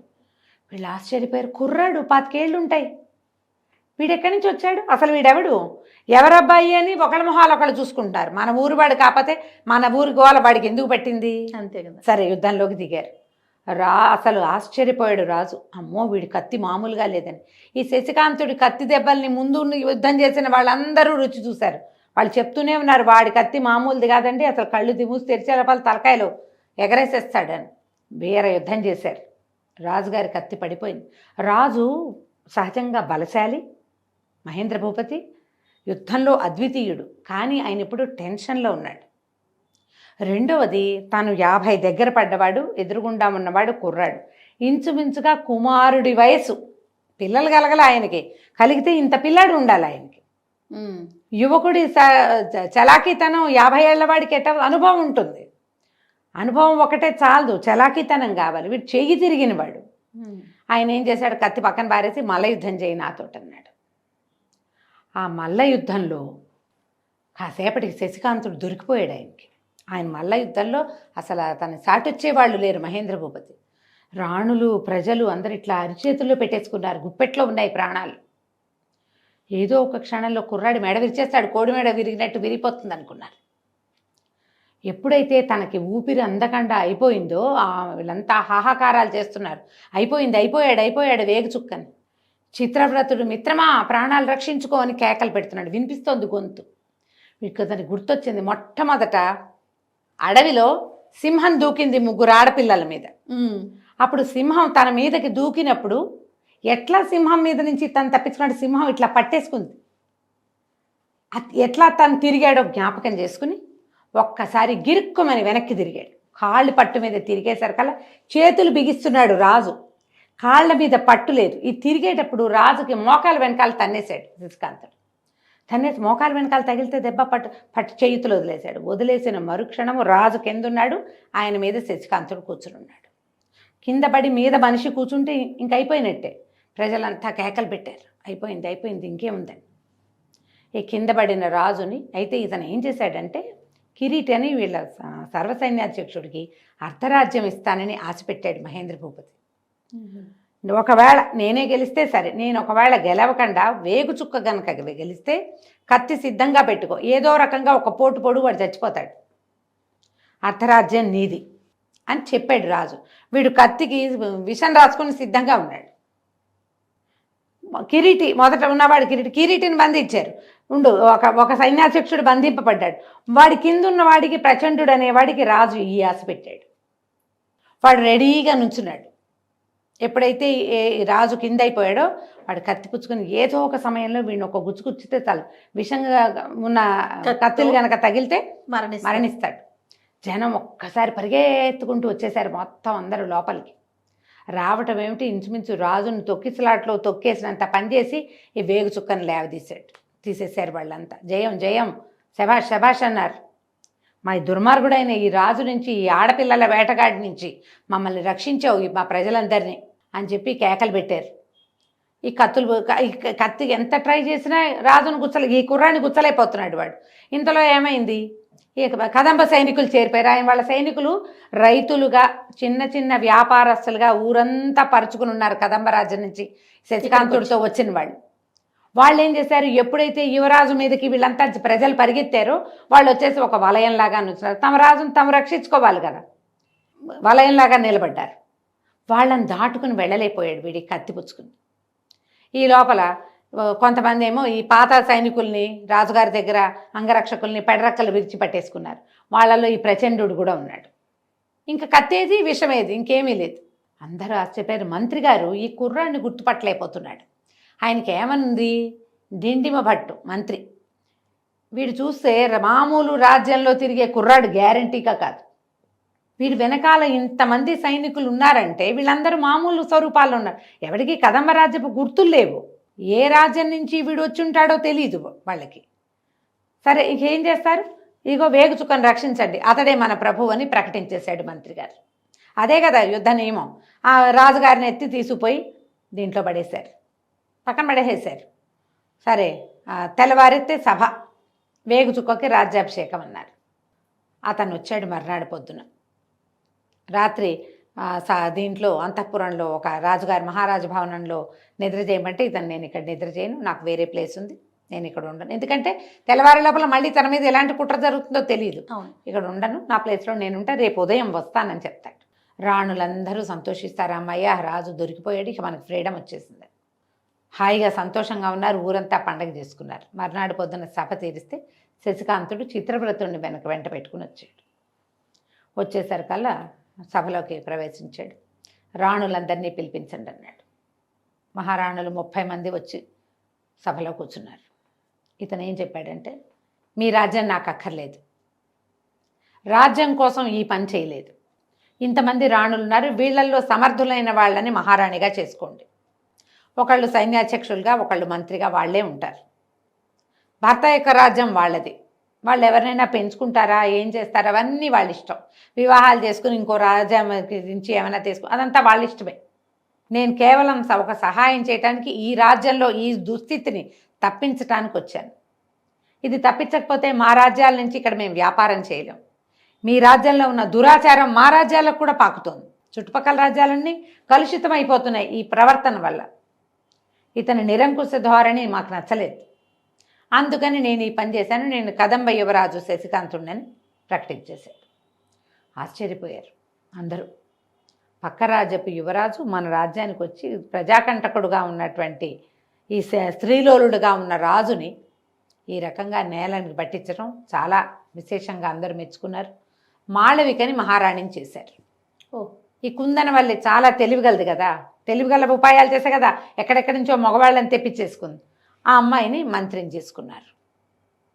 మీకు సహాయం చేస్తాం అంతే, మీ రాజ్యం మీరు చేసుకోండి. ఇక ఇక్కడి నుంచి ఈ రాజుగారిని ఆదర్శంగా తీసుకుని 5 పెళ్ళిళ్ళు 4 పెళ్ళిళ్ళు చేసుకుని ఉంపుడు గత్తెలను పెట్టుకుని వెధవేషాలు వేసిన వాళ్ళందరినీ కత్తిరించి పారేశారు. ఎవరైతే 4 పెళ్ళిళ్ళు చేసుకున్నారో వాళ్ళ ఆస్తులు కత్తిరించి రాజ్యంలో కలిపేశారు. వీళ్ళు కొద్ది రోజులుగా వీళ్ళ ఈ డబ్బులకి ప్రజలందరి దగ్గర నుంచి చాలా పెద్ద పెద్ద సొమ్ములు వసూలు చేశారు కదా, ఎవరి సొమ్ము వాళ్ళకి చేరేలాగా చేసేశారు. మాళవిక ఏం చెప్పిందంటే, రుద్రసేనుండి మేము సైన్యాధిపతిని చేసుకుంటాం, అతని కూతురు ఈయన వల్ల చనిపోయింది, అతను మాకు సహాయం చేశాడు, అతను సమర్థుడు కాబట్టి అతన్నే మేము సైన్యాధిపతిని చేసుకుంటాం. సరే అక్కడి నుంచి చిత్రవ్రతుడితో కలిసి ఈ శశికాంతుడు వెనక్కి వెళ్ళిపోయాడు. మీకు ఈ మన విమలని మా చిత్రవ్రతుడికి ఇచ్చి పెళ్లి చేయండి అని అడిగాడు. వాళ్ళు కూడా ఒప్పుకున్నారు. ఏ అమ్మాయిని తీసుకుని వీళ్ళు తమ రాజ్యానికి కదంబ రాజ్యానికి వెళ్ళిపోయారు. ఈ రాగమంజరి అక్కడ ఉంది కదా, రాజ్యంలో వాళ్ళ అమ్మగారి దగ్గర ఉంది. సరే ఆ వాళ్ళిద్దరికీ వివాహాలు అయ్యాక వివాహానికి మళ్ళీ ఇక్కడి నుంచి రాణి మంత్రి అందరూ వచ్చారు. వచ్చినప్పుడు శశికాంతుడు చెప్పాడు, ఆయన శాశ్వతంగా జైల్లోనే ఉంటాడు. ఈ మగవాళ్ళు 2వ పెళ్లి చేసుకోవచ్చు అనే నియమం ఉన్నట్టే స్త్రీలు కూడా 2వ పెళ్లి చేసుకోవచ్చు అనే ఒక నియమాన్ని మీ రాజ్యంలో పెట్టుకోండి. మీరందరూ వివాహాలు చేసుకోండి. ఈ స్వేచ్ఛా విహారపు విధానానికి స్వస్తి చెప్పండి. ఆ పద్ధతి పెట్టుకోవద్దు. పతివ్రతలుగా ఉండండి. రాజులు లేదా అధికారులు ఆదర్శవంతంగా ఉండాలి. మీకు ఆదర్శం లేకపోతే ప్రజలు మీ వెంట ఉండరు. సంతానం లేకపోయినా మహారాజు కనుక ఏకపత్ని వ్రతుడు కానీ లేదా 2 ముగ్గురుతోనో ఉండుంటే ఇలా అయ్యేది కాదు. కాబట్టి మీరందరూ వివాహాలు చేసుకోండమ్మా, ఎవరి దారిన వాళ్ళు, మీ పుట్టింటి వాళ్ళు అత్తింటి వాళ్ళు అందరినీ మామూలు. కొంతమంది అసలు సంసారాలు కోల్పోయారు, అమ్మని నాన్నని కోల్పోయిన వాళ్ళు ఉన్నారు. వాళ్ళకి ఇంకా చుట్టాలు పక్కాలు ఉంటారు కదా, యథేచ్ఛగా మీ ఇళ్ళకి వెళ్తూ మీ కుటుంబాలతో స్నేహాలు నేర్పుతూ సంతోషంగా ఉండండి. ఈ మాళవిక కుందనవల్లి వీళ్ళంతా తమ రాజ్యానికి వెళ్ళి తర్వాత వాళ్ళ అమ్మా నాన్నలు చూసినటువంటి ఇలా వివాహితలు వీళ్ళ సంగతులు తెలుసు కదా, ఆలోచించి తమ జీవితాలకు సరిపడా ఎవరి ఏర్పాటు వాళ్ళు చేసుకున్నారు. కొంతమంది కుటుంబాలను తెచ్చిపెట్టుకున్నారు, కొంతమంది వాళ్ళ కుటుంబాల్లోనే ఎవరో వాళ్ళకి తగిన వాళ్ళని చూసి వివాహాలు చేసుకున్నారు. వాళ్ళు హాయిగా వాళ్ళ రాజ్యం హ్యాపీగా నడిచిపోయింది. ఈ వేగు చుక్క స్వరూపంలో వెళ్ళి పక్క రాజ్యంలో ఉన్నటువంటి విపత్కర పరిస్థితుల్ని సరిచేసినటువంటి శశికాంతుడు తమ రాజ్యానికి రాజయ్యాడు. చాలామంది చుట్టుపక్కల ఉన్న రాజ్యాలన్నింటికీ ఆదర్శప్రాయుడుగా నిలబడ్డాడు. కథ కంచికి మనం ఇంటికి. చాలా బాగుంది రమ్మగారు. నమస్తే. నమస్తే జయ.